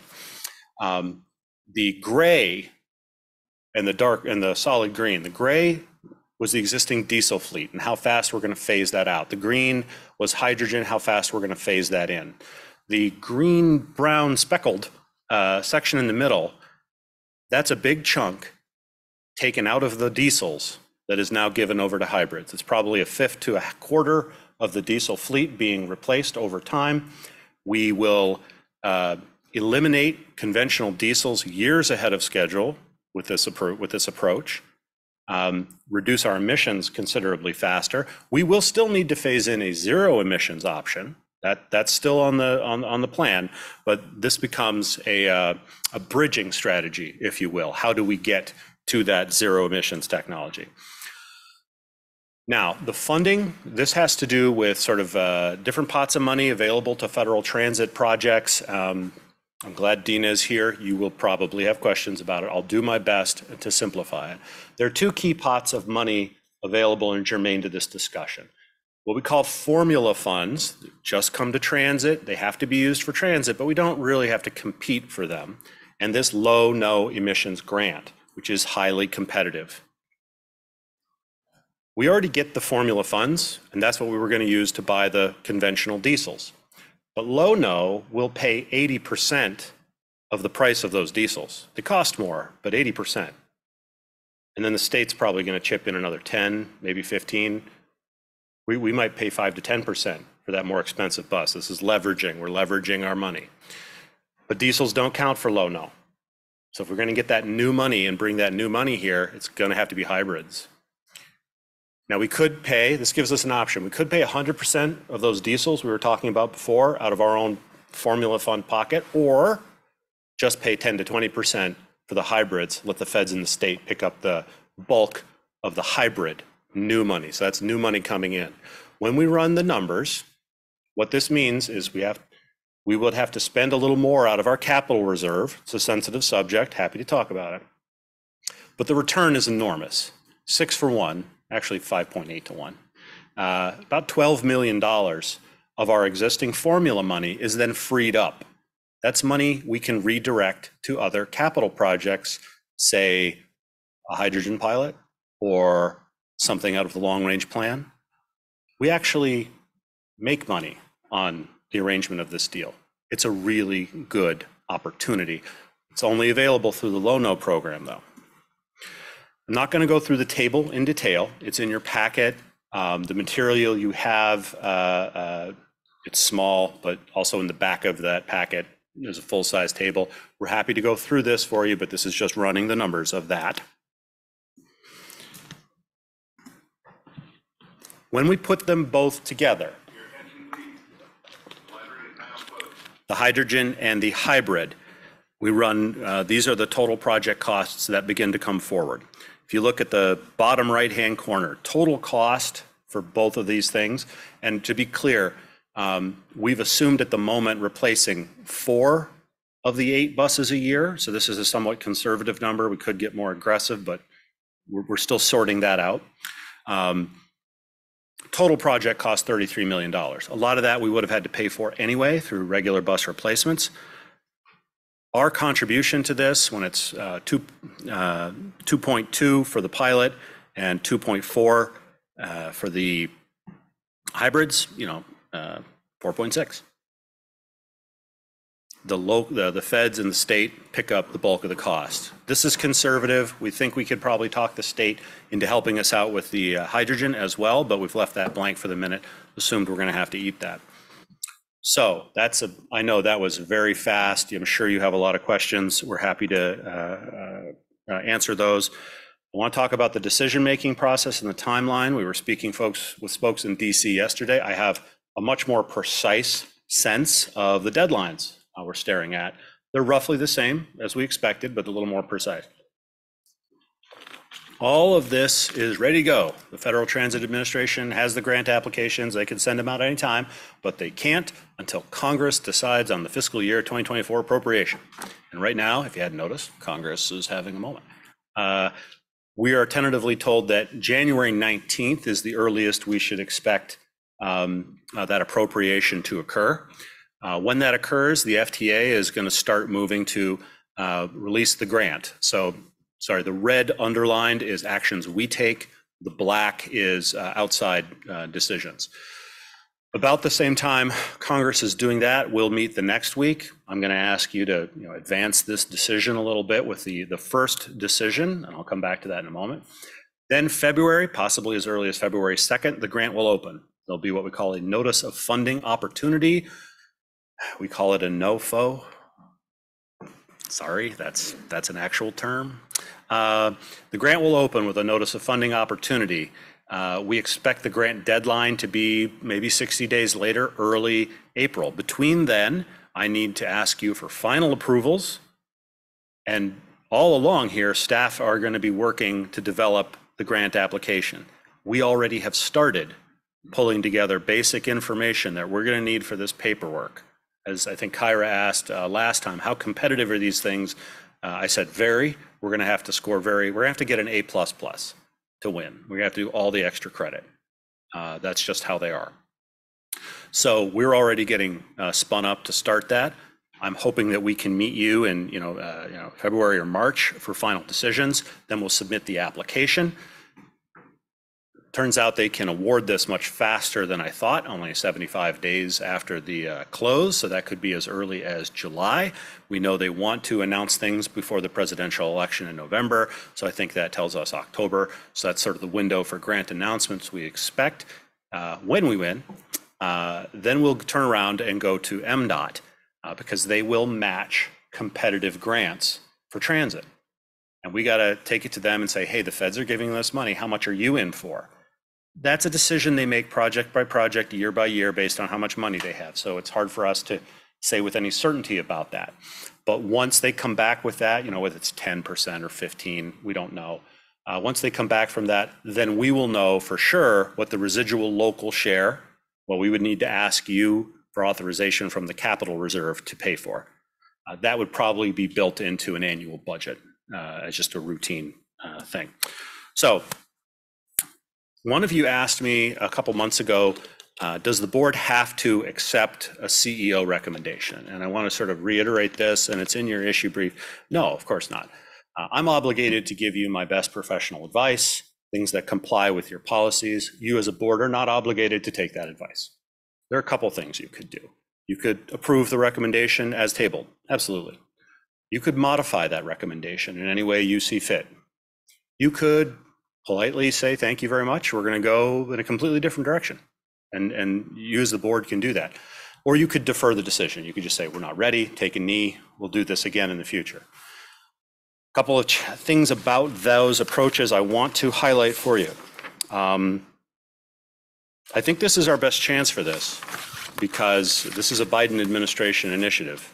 If the presidential election does not return the Biden administration, there's a good chance this program will not be continued. So this is, I think, the shot we need to take. If you choose to go in a different direction than what we've recommended, as is your right, please let us know as soon as you can. Particularly if you're thinking about battery electric. We need to do more work on those cost estimates. You have seen some detailed breakdowns, but they're not as evolved as the hydrogen ones. We don't have the same level of confidence. There's a lot of concern about rewiring the garage building. So we need more time if that's something you want to do. And this kind of gets back to the question of policy governance and the role of the board and the role of staff. You have delegated most operational decisions and means decisions, we call them, to the staff, to the CEO. There's nothing more meansy really than a propulsion kind of issue, I think. I need to bring forth recommendations that comply with your policies. Again, doesn't mean you have to accept it. I don't make political decisions, but if you felt, for example, that the agency needed to make a political decision in this or another instance, that's absolutely what you're for. So that is an option that does exist for you. When you do that, I just want to be clear, you're substituting your judgment on an operational thing for the staff, which is your right. As I said, a political consideration could absolutely be the right reason to do that. But you also shift the accountability of it. Right now, I'm accountable for these recommendations and decisions to you. If you direct me to do something else, the accountability sort of shifts over to the body, to the board. That's okay, it's completely legitimate, but we just need to be clear about the roles and how those things work. Okay, authorizations. I see a two-phase, three-step process, if you will. My intent is to come to you in January with all the paperwork necessary for you to make a motion to accept our recommendation. You don't have to, but I'm going to give you the paperwork necessary if you want to take that. It's going to take the form of a construction grant and a request to tap the capital reserve. Not immediately, it's going to be, years later if and when we win. So that's the first thing. That's really there for policy compliance and to see if you guys are of a mind, if you've achieved consensus. And by consensus, I don't necessarily mean unanimity. This may come to a vote. I don't know how you will vote. I know there's some strong feelings in both directions, but I need a decision to move forward with. And then assuming we clear that hurdle, I'll come back in February and March for a firmer financial commitment to the feds. This takes the form of what they call a transition plan. It is a jello firm commitment on what we're going to do with our fleet into the future. That's why that graph and some of these other discussions are important. We needed to answer their questions about what's the long range here. They've said that you must, as a board, approve that transition plan. So what it is essentially a documentation of the decision you will reach earlier. We write it up, make sure it follows their recipe, answers all those things. We'll bring it back to you for your vote. So in closing, a couple of things here before we open it up for your questions and conversations. So deadlines are approaching, but I think, as I've tried to express, we're not urgent. No snap decisions are certainly needed today. You have choices. I've tried to make that, I hope I've made that clear. You certainly don't have to take staff's recommendation. And then sort of a bit of a commiseration, and that, we heard, I think, a little bit of this throughout the day. It's hard to set priorities and judge your risk tolerance under the best of circumstances as a body, as a group, as stewards responsible for an institution. That's hard to do when you have perfect information. When you have highly inadequate information and you're facing a very uncertain future, I think it gets even more challenging. So we share that concern with you, and we look forward to helping all of us come to a good conclusion on this. With that, final elevator pitch on the CEO recommendation. Staffer, we're confident in this. We can't see the future, but based on the technology that exists today, hydrogen, we just keep coming back to that. We talk to the mechanics, the technicians, the fueling crew, the head of maintenance, head of operations, the CEO, finance, planning. This is a unanimous decision. Recommend that to you. Hydrogen is the best option. Doesn't mean it's risk-free, but we think it's the best chance to fully deploy the zero emissions technology. And that is, I think, a big distinction in how we're thinking about this. We're not thinking about this as a pilot project. We're thinking about this as the first step in turning over the entire fleet. So that's why, we might say a more expensive pilot project is worth it, because it ensures long-term success and avoids throwaway costs. We can, with the addition of some of the changes in the hybrids, we can cut more emissions sooner and really change the financial side of this. A big issue for you guys last month was, how much is this competing with other capital projects? And I'm not going to say this completely changes that. We do lose a flexibility. We spend money out of the capital reserve, but to make $6 for $1 in other funds, that's a good deal. We should, if we can, we should take that deal. And again, best policy compliance. We do think this really checks all your boxes as best we can. So for the folks at home, we are still taking public comment on this. We're going to continue to do so through February. It's all on our website. Please visit theride.org. And Madam Chair, that's the presentation. Happy to help you in your discussion. Thank you, Matt, for that presentation. And I'm sure the board has lots of questions.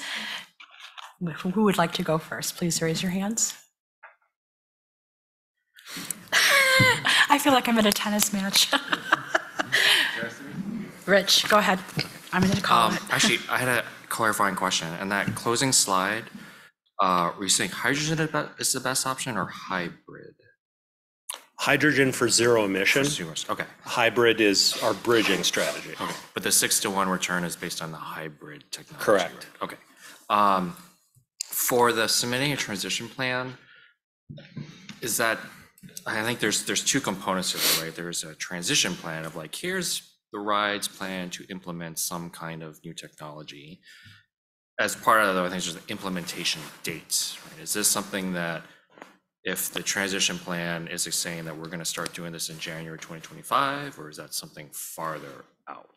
Because the reason why I bring this up is that the part that frankly is scaring the bejeebus out of me right now is the upcoming election. Right? And it's not from a political standpoint, it's a timing standpoint of, there potentially is an administration change, and then they say like, oh, you know what? We're not going to fund this anymore. But have we, because of, if we're going to have an implementation date of say like January 2025, we've already started signing contracts, say in like October, November of this year. And how do we get out of that?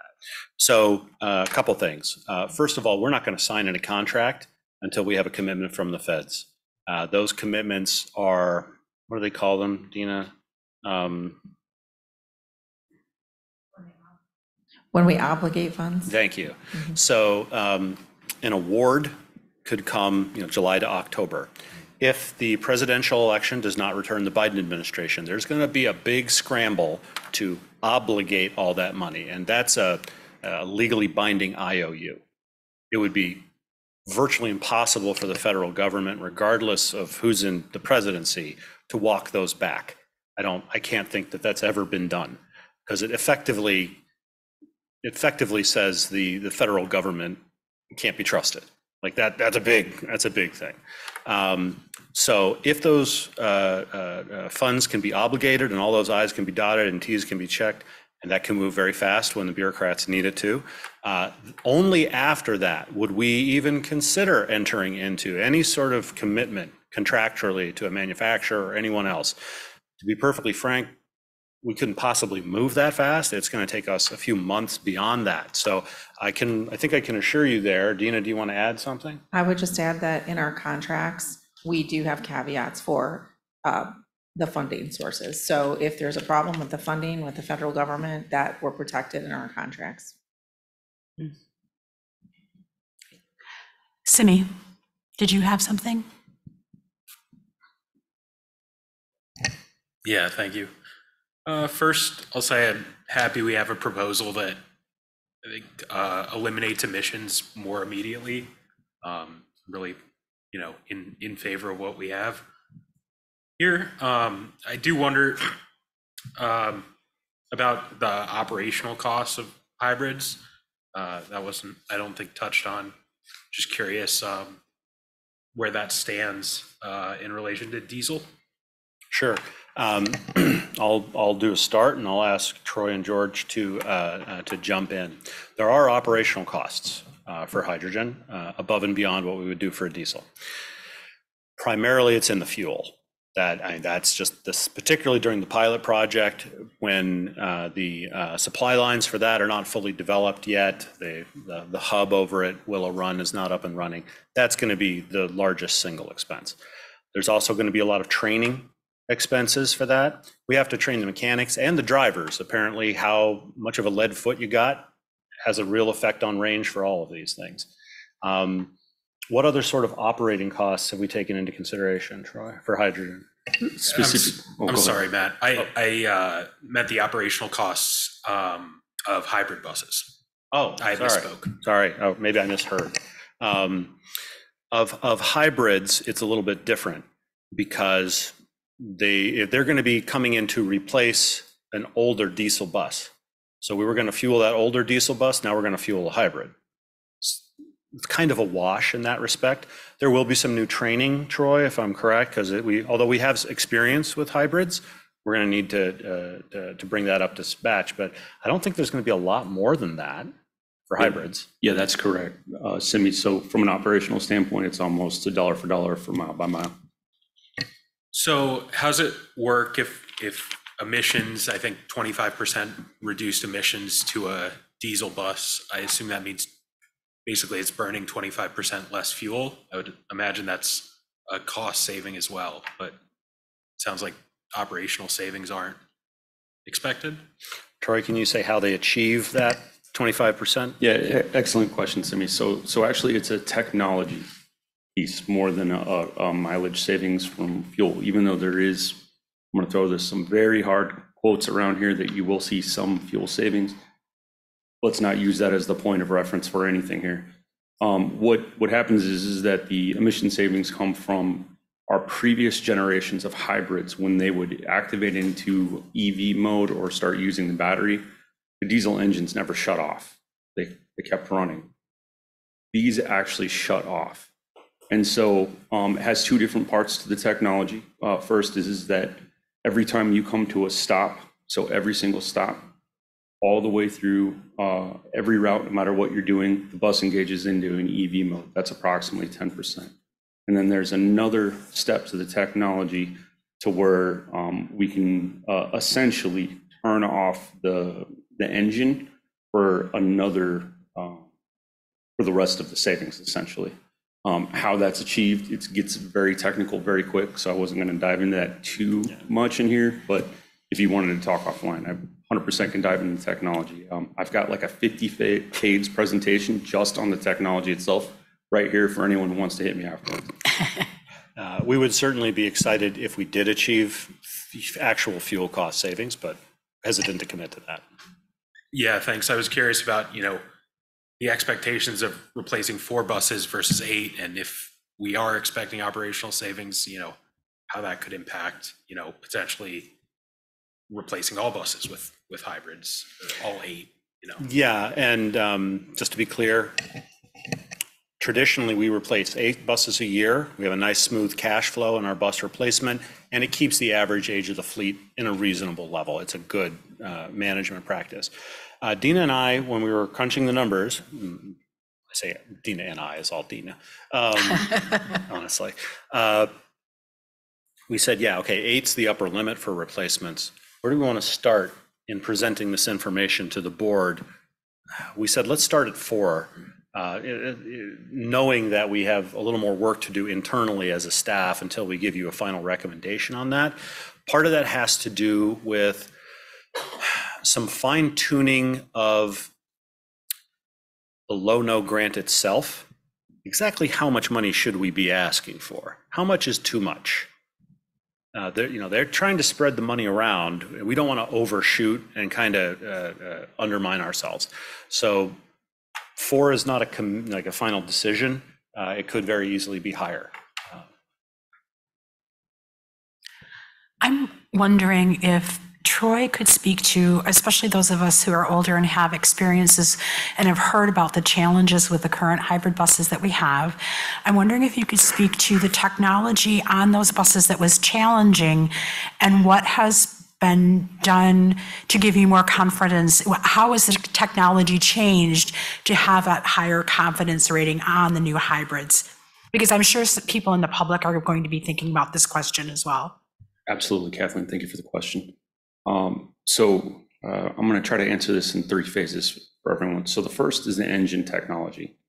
When you asked earlier, like, what's the operational difference? The engine is actually the same. They made some interior changes to the engine. So it's got what's called a clutch off technology. It adds some stages essentially for the electrical motor and gearing to be able to operate more efficiently than our current hybrids are. So remember I was talking about how the engine doesn't shut off? The reason that the engine doesn't shut off is that the EV system won't allow the clutch off or allow it to disengage. So that's step 1, which is a very technical answer. So I apologize. We can get deeper into it later if you want. The second is that it's replacing some individual components on prior or older generations of hybrids. So when we bought the first generations of hybrids, these were still really new and the technology was still developing. From that date until today, we've had almost 20 years of R&D and operational support in terms of like what is actually going to help our hybrids work more efficiently. One was called the DIPM, and basically, long story short, we're talking about a power inverter. Our current DIPMs on our current hybrids have a very high failure rate. In fact, 48% will receive within 7 years of replacement. And essentially, we're keeping our buses for 14 years. They're very costly, they're very expensive. So they've changed this DIPM component over to a newer technology that allows for a cleaner inversion. And essentially, it removes about 110 pounds of weight off the bus because it is so much smaller and so much more efficient. The final is actually the battery technology, which we're talking about. I know everyone in here, we've talked about the hydrogen and the battery, and we've been monitoring a lot of the innovations with battery in itself. And the battery on these new hybrids are called what's called lithium titanate. And lithium titanate batteries operate much differently in chemistry than others.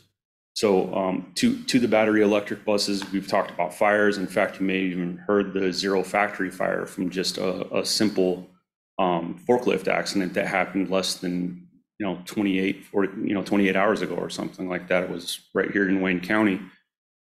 The reason that these lithium ion batteries get so dangerous and why we have such a stress on them is that they build carbon inside of it. Most battery technology is built with magnesium, nickel, or cobalt. Within the heavy duty bus industry and within the trucking industry, magnesium is the primary chemistry just because it's more widely available and cheaper to get than cobalt. The problem with magnesium lithium is it builds carbons, and that's how you get the battery fires. It also causes an extreme amount of expansion in heat and cooling when you're actually charging the batteries. These new batteries use a different chemistry technology that doesn't allow a carbon buildup, reduces the expansion and contraction of the actual battery, and allows for a much more sustainable kilowatt hertz to be supplied to our engines, thus reducing torque, power surges, and there's a number of other components. But essentially, those are the 3 main pieces of technology. Everything else on the bus, the engine, the transmission, a lot of the wiring, a lot of it's still the same, and it's what our current technicians are being trained on right now. So my parts room, I really only have to stock about 3% different parts than what I would for my current. So I don't have a huge parts buildup. The second thing is that while we will dedicate some training it won't be as extensive as maybe implementing like the hydrogen fleet or battery fleet. It's a much smaller training curve.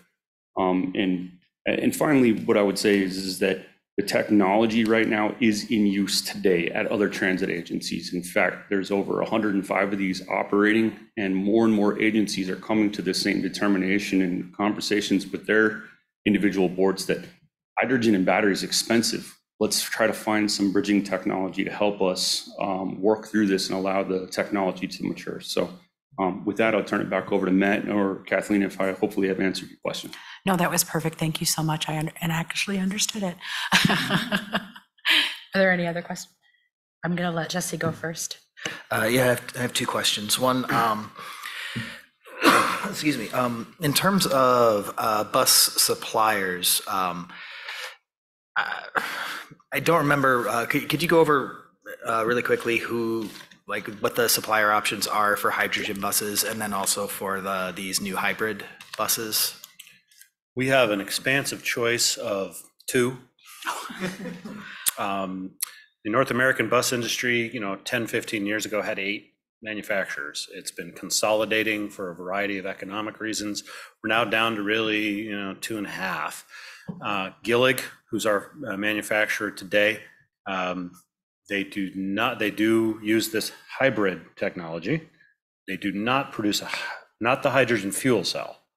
They have a hydrogen combustion model that we're a little leery of. And then, so that's Gillig. New Flyer has the hydrogen fuel cell. I think they could also could they do this hybrid as well? New Flyer does offer the hybrid. There are 1 or 2 other very small bus manufacturers. They're more like airport shuttle kind of buses. They're not considered heavy duty. Their lifespans are much shorter. They're not as rugged, and frankly, reputations are not high.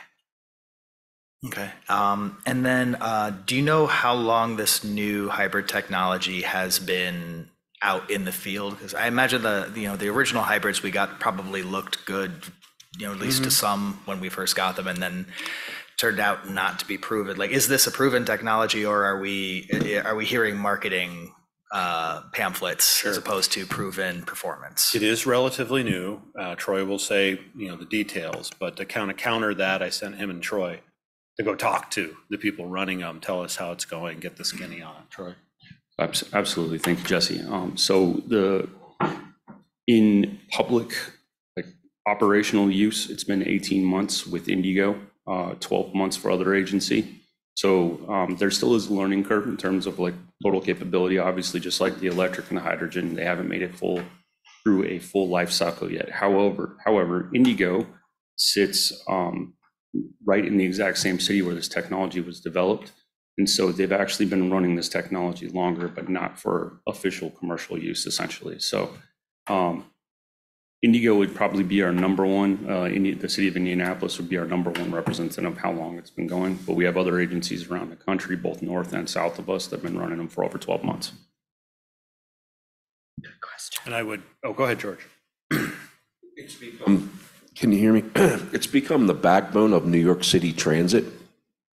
New York City Transit started experimenting on this technology in 2012. I think we're in the 3rd rendition now in New York City. If you go to my alma mater of SEPTA, it's now becoming the backbone of SEPTA's fleet. I believe there's somewhere around 45% of the fleet using the same technology that we visited, Allison Transmissions, and it's highly successful. I think one thing I might add is this particular generation, any generation is going to be new for a while, right? Next generation will also be new for a while. But this stuff is built on a 20-year history of stuff. And the components, as Troy was saying, it uses a diesel engine. It's pretty close to the same thing we got now. The transmission's pretty most of the same thing. There's so much similarity there that I think it deserves a little extra credit for just the longevity of all those other components. Rich? Yeah, just a quick question. So in regards to the transition plan, are we as a board, are we only allowed to choose one technology? Because I know I heard Troy use the word bridge, and maybe I missed you already said that, but are we able to say like, hey, we would like to go hybrid for a couple of years and then move to full hydrogen or something in the future, and that will be acceptable for the federal grants? Sure. The transition plan requires several things. The thing that I think is relevant here is sort of a statement about how, if we give you this money, how does this fit into your longer term plans for your fleet? And you know, frankly, they're looking at hundreds of these proposals. They can't afford all of them. Anyone who's got a weak or dodgy transition plan, that's a good excuse to kind of put it on the B pile and bypass it. So we have looked at the projects that have been awarded over the last 2 fiscal years for the Low-No grant. There are many examples of picking multiple propulsion technologies, mostly in the same vein that we're proposing this to you. So one of them is a bridging strategy, and the other is a zero emission strategy. There's an interesting kind of, people are making different choices. So our former colleague, Brian Smith, moved to Lafayette, Indiana. He kicked in one right after he got there for hydrogen and I think CNG. So compressed natural gas, that's his bridging strategy. I think they maybe already had some of that. So again, that's a low emissions technology to the FTA. Hybrids and compressed natural gas are lower than straight diesel. So they accepted that. And others have put in for CNG and battery. So there's mixing and matching, and that is acceptable. I think the FTA, they're looking for, what they're looking for is, are you going to embarrass us if we give you this money? Are you going to blow it? Are you a reliable partner? And if we have a long track record of being a good partner like TheRide does, that absolutely helps. If we put in a plan that is succinct, for our fleet, succinct, clear, the numbers are there, it's put together, it's buttoned up, that instills confidence in them that if they give us money, we're going to produce for them. If we have kind of a, like, we're going in 15 different directions at once thing, they might have more questions, and that might raise enough concerns. So there is a limit into how many directions we can go simultaneously. I don't know that I could tell you what that limit is. They have their own reasons for why they approve some things and reject others. I hope that's a halfway answer. Mike.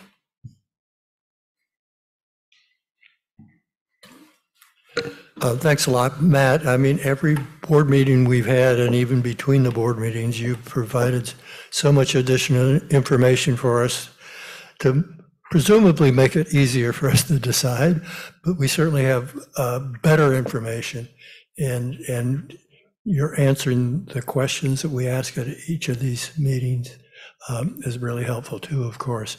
And it's exciting to hear about this new opportunity in terms of the hybrids. Do we have a better chance of getting funding for a proposed hydrogen fuel cell bus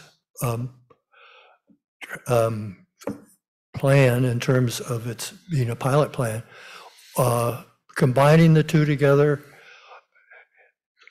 versus just applying for the fuel cell funding? I'm going to ask Dina to weigh in on this as well. I think we've been talking a lot with our advocates in DC, who are very close to the FTA on this, and other partners like CalSTART, who are kind of helping us sort of sort out what's the magic word, the magic permutation of grant arrangement that gets you into the kingdom. I do think packaging the two together helps for a couple of reasons. One is that it sheerly just drives up the number of awards. The Biden administration has been pushing hard to get this money out the door.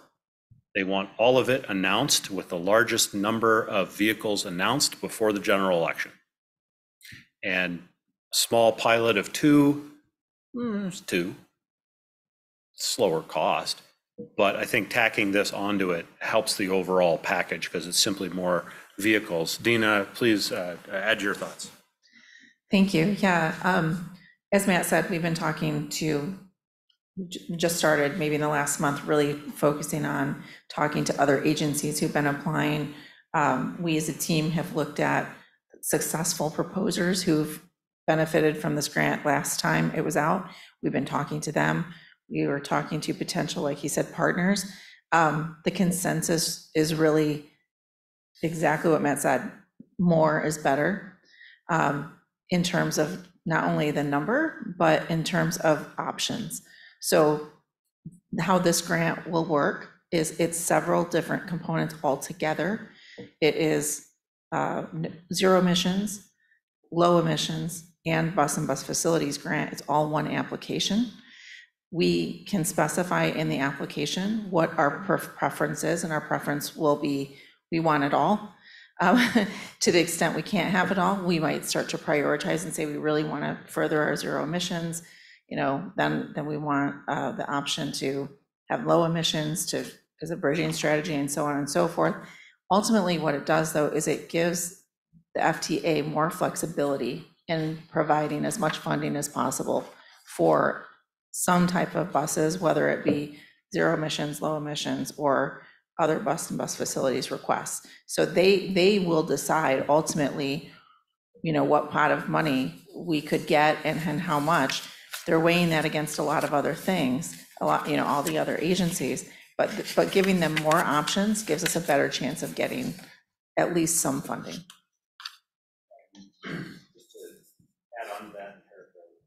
We could ask. He's kind of, I think, suggesting why not 8? Why not go big? We could ask for that, and they may say, we like your proposal. Can we haggle you down to 6? And we're not really haggling. We're just telling you what we're willing to do. So yes, sir, absolutely, no problem. So there's an element to that. There's also, I'm going to be frank, positioning. And you're going to notice next month, I'm going to stop calling it a hydrogen pilot, because we've been told very clearly that suggests a lack of commitment. And that sends them a mixed signal. So, and in my mind, maybe I didn't really mean pilot anyway, because I've talked to you guys a lot about this is a step towards full deployment. And I've always said that I see it in that respect. So this is more like the initial learning deployment. This is our shakedown phase where we learn how to run this stuff before we go into it. Like I'm in it for the whole thing, not to get 2 buses and stop. Like that's not very exciting to me. Bigger fleet of full deployment, that's interesting. So you're going to notice that I start changing my language a little bit in order to better dovetail with the things they want. Some of the other things, you'll see in the transition plan are kind of like odd. For some reason, the FTA has gotten it into their head that customization of buses is a real problem. All buses are made to order. There is no such thing as a bus lot. We go to the factory, they build it to our specs. Somehow they've gotten it into their head that that's a big problem. They want us to kind of have fewer specs and similarity to go easier on the manufacturers. Everyone at the APTA conference almost threw stuff at them. It was, it's not a popular idea, but it's kind of where they are right now in their headspace. We're going to have to meet them where they are. We're going to have to tell them what they want to hear. We're going to have to find a way to deliver that. So you're going to see things like that when we get to the transition plan, but that's way down the road. I'm not even going to go there until I know where you guys are. Susan. Okay, so this is just off the cuff, but to sweeten the application, since we're dealing in a political year, is there a ribbon cutting in July that they'll do the big announcement that we got this great grant? And can we tie it to, say, IPSI in our new transit center? I mean, is there a way that politicians get rewarded by making sure that if there's only a limited number of grants that this community gets one of them? And again, politicians love ribbon cuttings at the time of a political year. So I'm just a way to make this application a little bit more attractive to the folks reviewing it. And I don't know what that thing is. Yeah. We definitely keep that in mind, and we will be speaking with our federal representatives very soon anyway, so I can certainly plant seeds. The best time for these things is once the vehicle is delivered, and obviously that's not going to happen before next November. But no, it's an interesting idea. I like it. Let's think about that behind the scenes. I think I would defer to them. What do they want? If they want a ribbon cutting for the big novelty check, absolutely. And I'm just throwing it out. Express service is about to start, and we want to thank our Congresswoman Dingle. I mean, this is the year when being visible is really helpful. And so tying it to things that we are really proud of in our community, the community is supporting, are there ways that we can use this to make the grant application a little bit attractive? Now you got me thinking. Leave it with us. There's a lot of options. Mike? I wanted to thank you, Matt, too, for providing that schedule in the front that compared various issues of battery electric buses with fuel cell electrics. And there was one point on there that I don't know that I agree with, and that had to do with the future energy cost, that you basically said it's unknown and therefore there's no favorability of one versus the other. It just seems to me, and you and your people know far more about this than I do, that there's more uncertainty about the future cost of hydrogen than there is about the future cost of electricity. Hydrogen production, particularly the type we're talking about, that's green or close to green, I mean, it's really, it seems to me like there's a whole lot more uncertainty about that rather than compared with generating electricity. And I guess I would have to put that one in, just from my maybe naive or uneducated opinion. I'd have to put that in the favorability to battery electric buses. Is that an unfair conclusion? No, I don't think so. And Simi probably knows better than I do about it. I think it's easier to look at an existing electric grid and say, how can that become green, than a supply line that doesn't exist much at all today. I mean, it does exist, but it's very, very small. But there's so many variables in there. The hydrogen thing doesn't exist, which means it gets to start from scratch. It doesn't have a legacy that it has to deal with. Whereas there's definitely a push to green the grid. Will that pan out? Yeah, it could. The Democrats in the state legislature, like I said, have had a law that the governor signed about the utilities will be clean by 2040. That doesn't mean, I think nuclear is still allowed. There's a couple other things in there. It's not 100% renewable, but it's a lot better.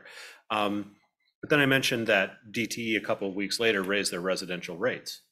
The legislature is evenly balanced right now because of 2 vacancies. The Democrats only had a 2-seat advantage. How many electrical rate hikes will Michigan take before the legislature swings back and that piece of legislation gets undone? When we're talking about these projects, both for this and the long-range plan, and I heard some passion about, like, let's do it all now.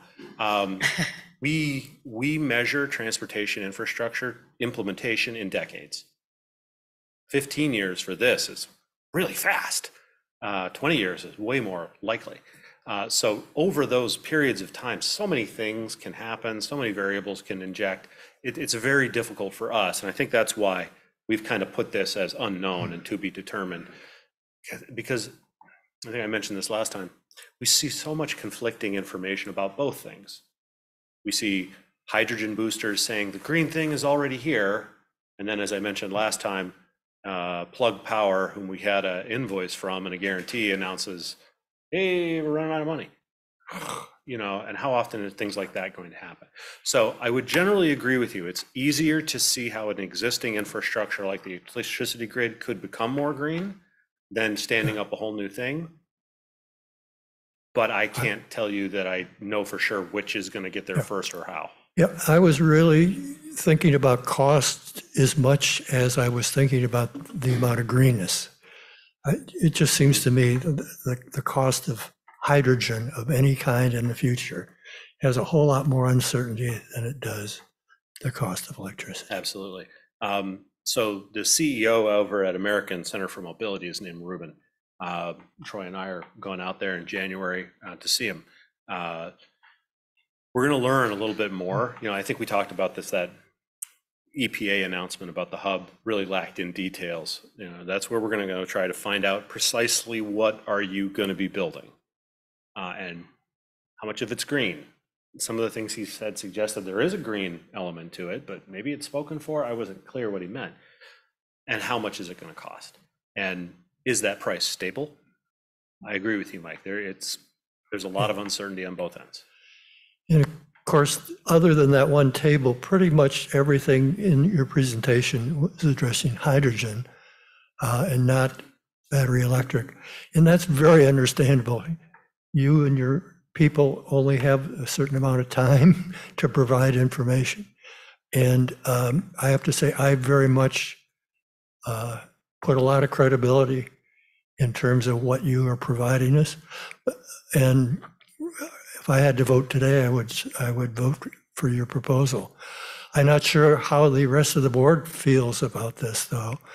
And it just seems that maybe we need more information about fuel cell. For example, I mentioned earlier, we haven't seen any updated cost to compare fuel cell electric with battery electric. You provided some numbers a while ago. Also regarding the proposal for the hybrids, which I find very exciting, it sounds tremendous. I would guess that would be equally helpful in terms of that being part of a proposal to the FTA as it would combine with fuel cell. Is that a good assumption? That it would. I'm not sure what the if we question would have a better, if we would have a better or equal opportunity if we combined the hybrid proposal along with either of those zero emission proposals. Battery or hydrogen. Yeah. Yeah, they're interchangeable. Yeah. So, the hydrogen is a bridging strategy. Yeah. It could be paired with battery electric. Yeah. It could be paired with hydrogen pilot. They're interchangeable from the grant Yeah. perspective. Yeah, and as I said, I don't know how much uncertainty there is in the rest of the board. It just seems like it would be better to have more information still. Going back to that, and it raised a question when Troy was talking about the technology of the new hybrids in terms of their battery components, their battery chemistry being different and better. Troy, how? I mean, obviously, big batteries in a big bus is a lot different from a smaller battery in a hybrid bus. Is that kind of chemistry being considered for big batteries in big buses?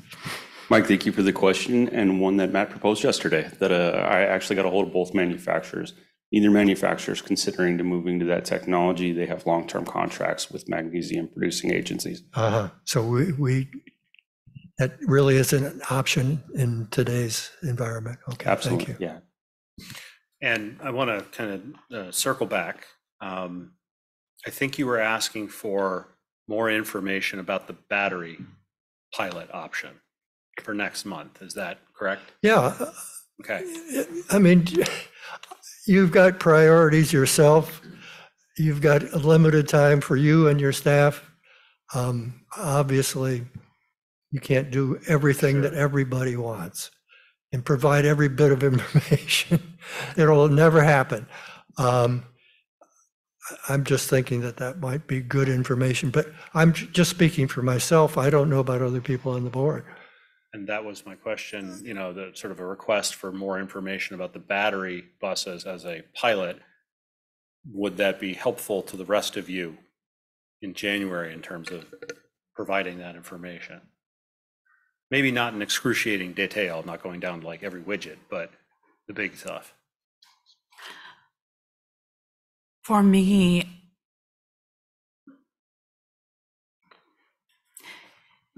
there are enough negatives on the battery electric side in terms of fire hazard. And, there are 4 different categories that when I think about then what are the costs involved in that, insurance and building preparation and all of the things that go with that, I don't know that I would want any more information that I've already been given on electric. However, I'm not the authority of the board, but that's my opinion. I don't necessarily need more, although Mike did posit he would like a little bit more information, and it sounds like your meeting in January may help give us more information about possible costs for electric and hydrogen, because you're going to be meeting with the CEO of that company. Yeah, we'll learn a little bit more about one potential supplier for the fuel, but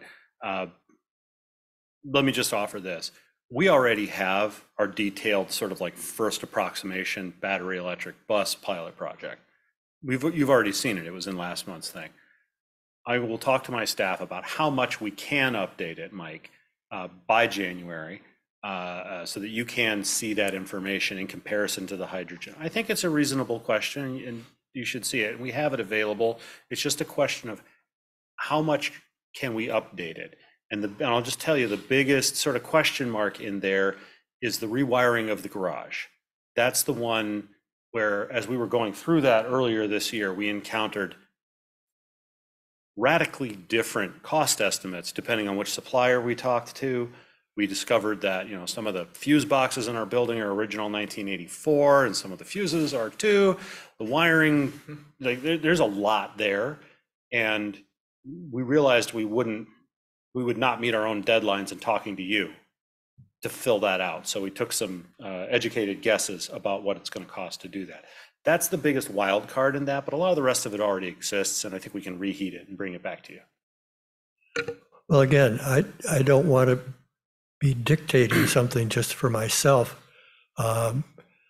Kathleen says she doesn't think she needs that information. I guess I would like to know if any other board members think that that's important, or I'm willing to move on, as I said, without that information, if nobody else is very interested.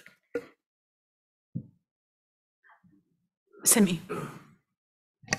I just think based on, thanks, Mike, and I agree with if the proposal was on the table tonight, I'd vote for it as well.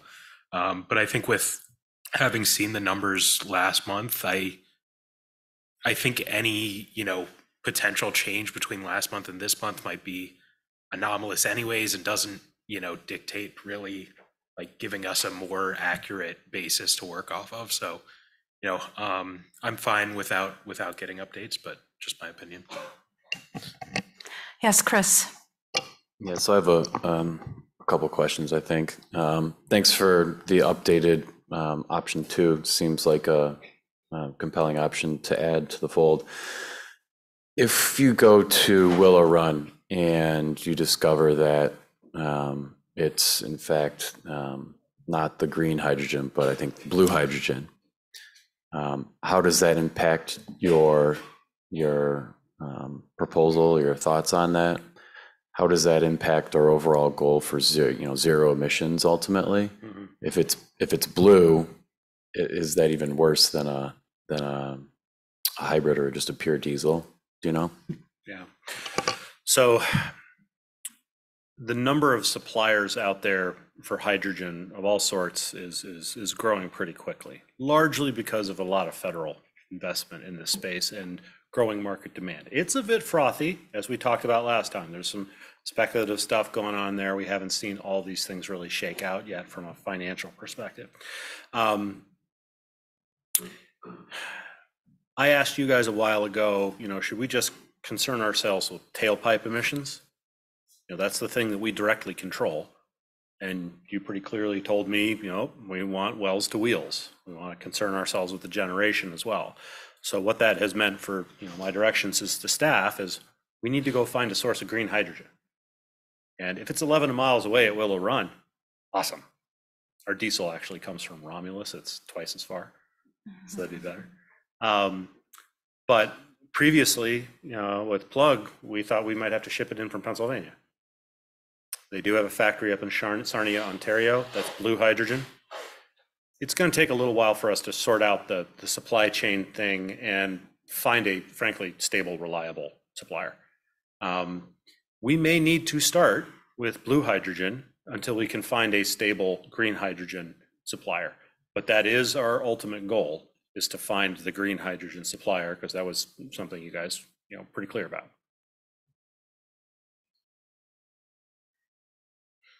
Jesse. So I mean, my concerns with the ZEB pilot have been this entire time primarily with the potential impacts on the long range plan. And I appreciate the, staff working on the, taking that to heart and identifying this, potential path forward with the inclusion of hybrid buses that it sounds from the presentation like it in fact it could have the potential to strengthen our long range plan by finding grants to pay for what would have been just regular capital costs, and in doing so, doing something that furthers our sustainability goals. So I really do commend staff on that. I remain pretty, because my concerns are with impacts to the long range plan, which are service focused, and if anyone has been curious about what when I say this is what the traveling public asks, I was just looking. It is all in the long range plan documents on the website. Just confirmed, it's all there, and I'll do the work of finding it for you if you just want to send me an email, because I nerd out about that kind of thing. But the impacts of battery electric buses on operations, I think.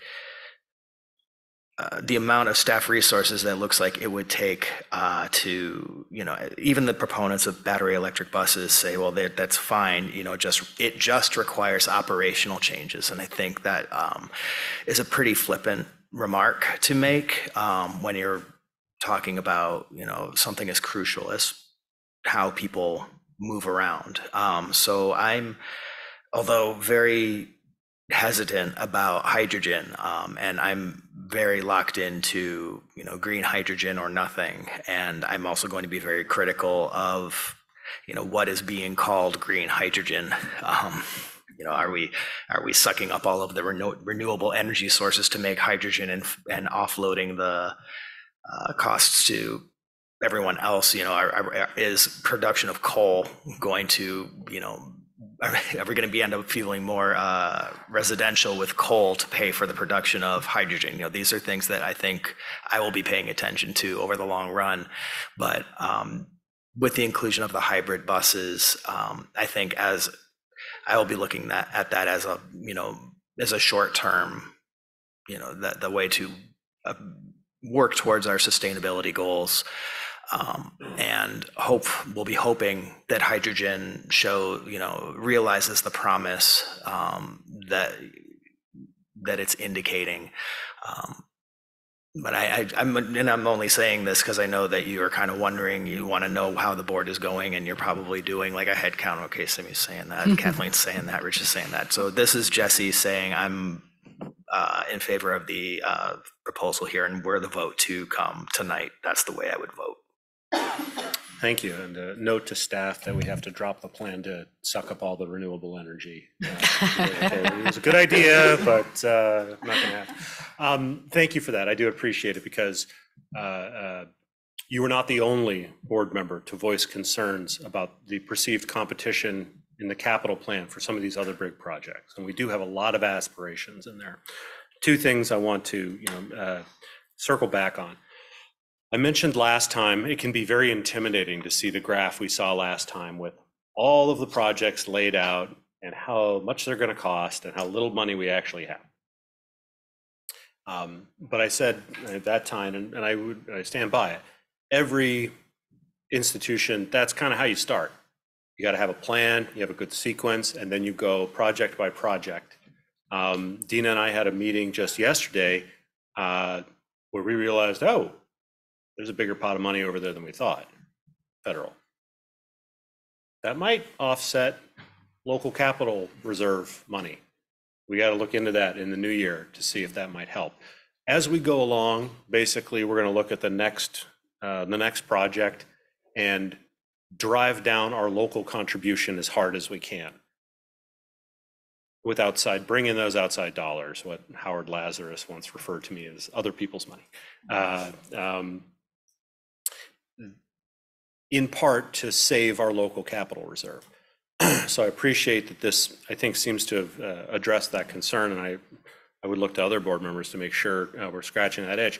But I do want to be direct with you guys. That I mentioned there is a sort of trade-off in that 6-to-1 win. And I want to say just a few more things about it.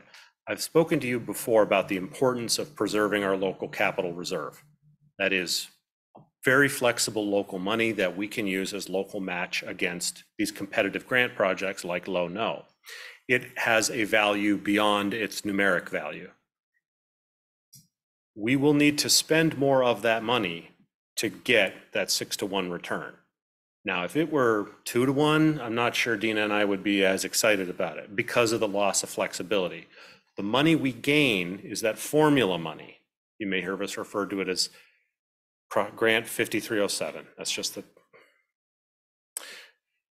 we cannot use those grants. We can use them to pay for the YTC. We can use them to pay for other capital projects. We cannot use that as a local match.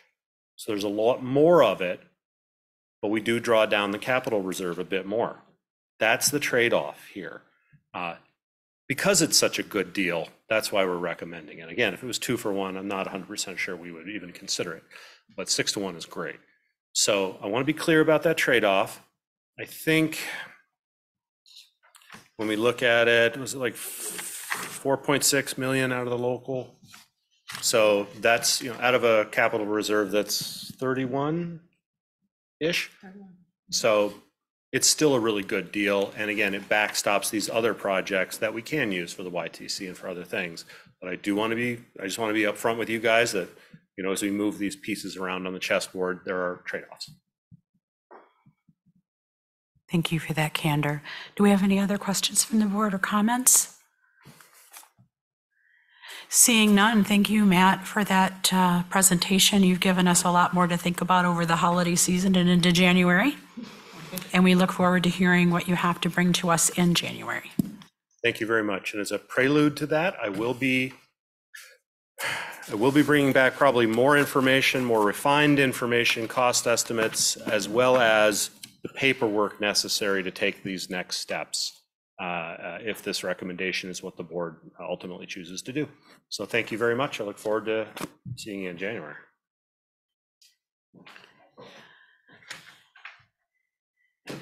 Up next is Mr. Brooks to talk about the quarterly service report for 2023.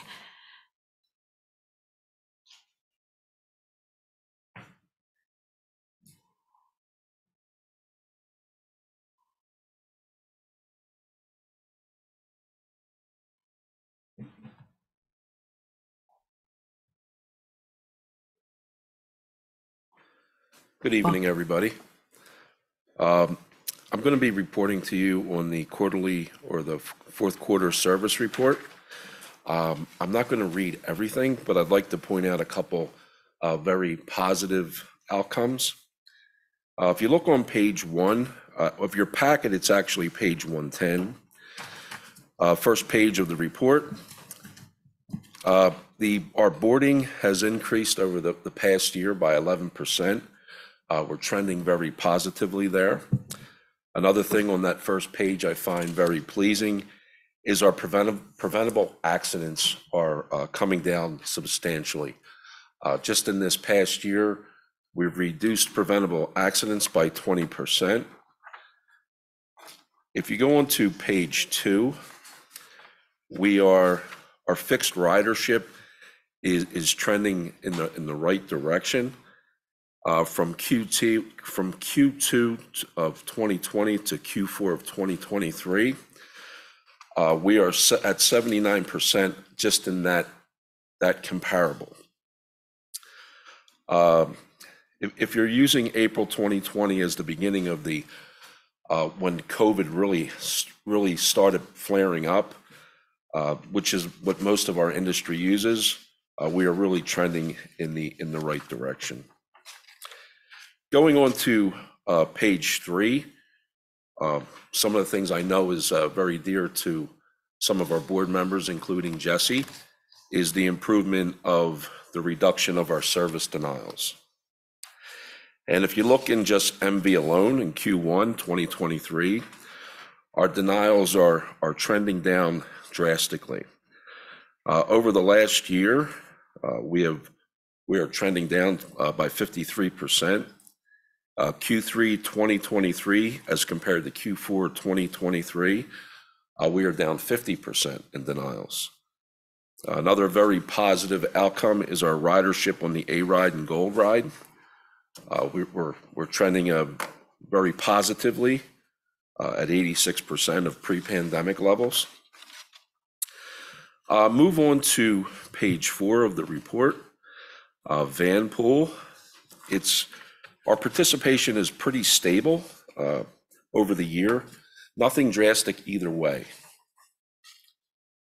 On page 5, again, improvement in service denials, more specifically in the Gold Ride. We've had a trip reduction or a trip denial reduction of 37% over Q3 as compared to Q4, trending very nicely. That's a result of the staff being very dedicated to continuously meeting with our vendors and raising expectations of what we want to give our customers. So we're making some good strides there. If you look at the D2A2 on page 6, we are also trending much higher in the amount of people that are using that service. We had some late technology come to the table, which is not included in your packet. I'd like to quickly share that with you. But one of the things I wanted to make sure is that before we share any type of information with you, that it's accurate and it can be proven. Very happy to share with you that our on-time performance has reached 82%, which is very good. If you look around the country, industry standards is somewhere between 75–78%. So I'm very happy to say our organization is really working hard to make this key performance indicator worthy of the AAATA.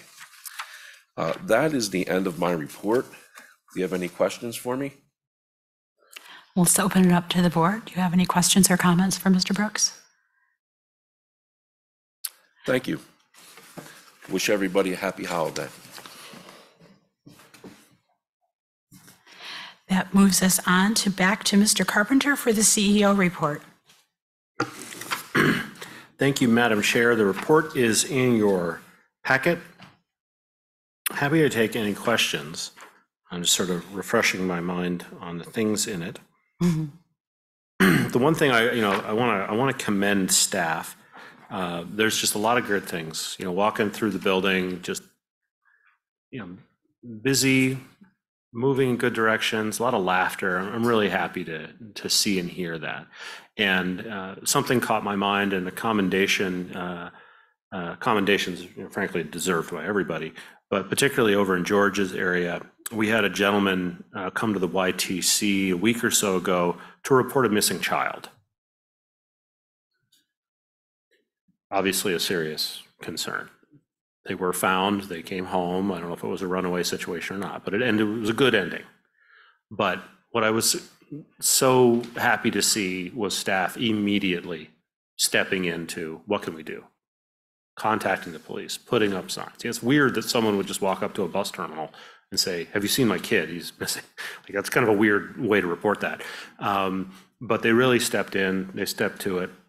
At the end, I don't know if our efforts made a big deal. The kid came home on their own, from our understanding, but it was going a little extra beyond just running the buses, going a little bit further in the benefit of the community. So I want to commend George, the folks in your area, but also all the staff. Everyone here is working and doing a fabulous job. So Thank you to all of you. Susan. A quick question, maybe it's for Forrest. I think that the DDA completed a curb management study in November. And what they were looking at is if there were no meters, there were no loading zones, there were no bus stops, kind of what would be the best allocation of curb space? How would we manage it? And I wasn't sure you had been aware of it, provided input into it, but I think it's a really important topic into the next period of time, separate from advocacy, making sure we prioritize transit locations on these curbs. Again, I think they're really interested in starting almost from like what is the current need for, and it's everything from access for restaurants with beer trucks to you name it. And so I think it was just completed within the month. And I think it, again, back to my sense of concern for our transit users, just to make sure that we advocate for whatever we can for transit users along the curb throughout the downtown district.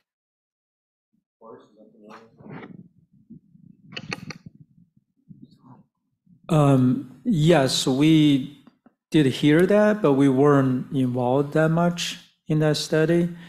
I know they're mostly talking about delivery related curb space management. I haven't seen their final report or anything. A lot of transit issues being grouped in the downtown circulation study right now.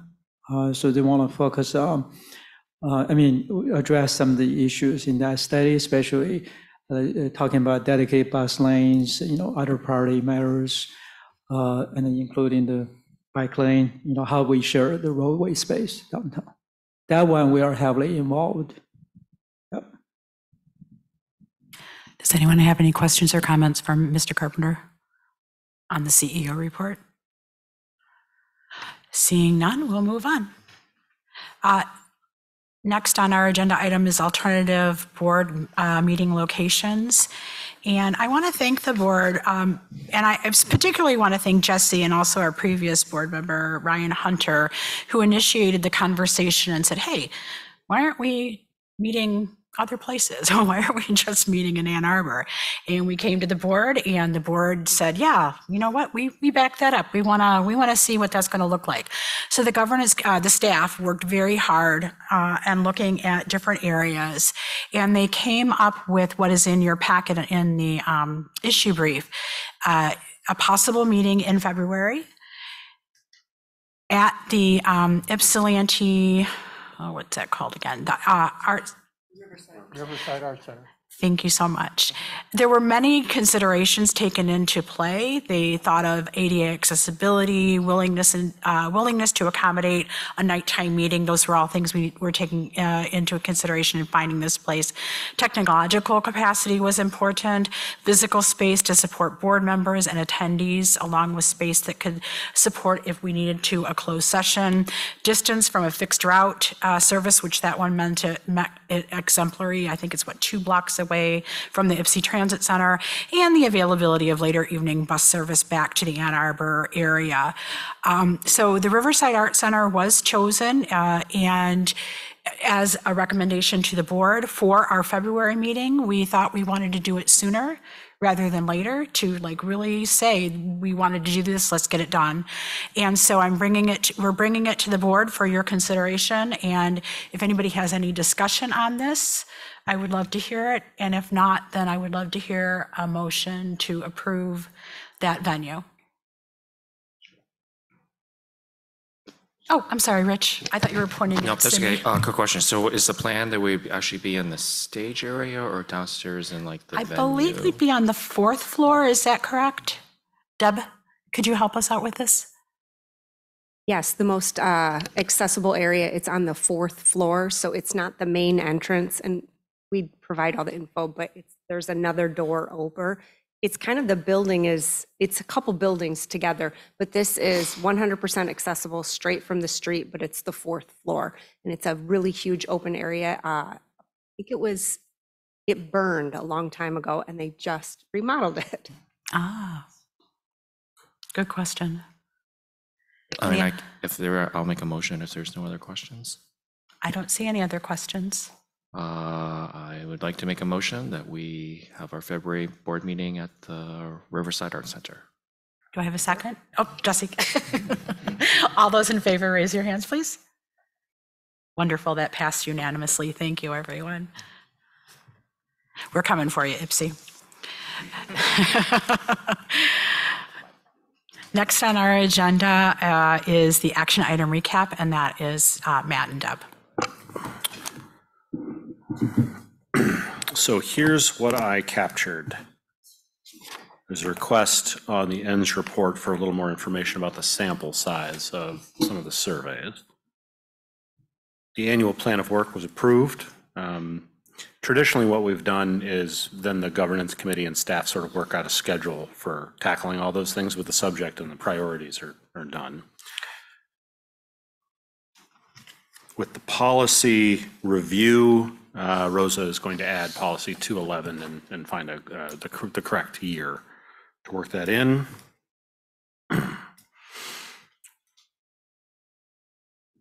Long-range plan, I don't hear any action items out of that one.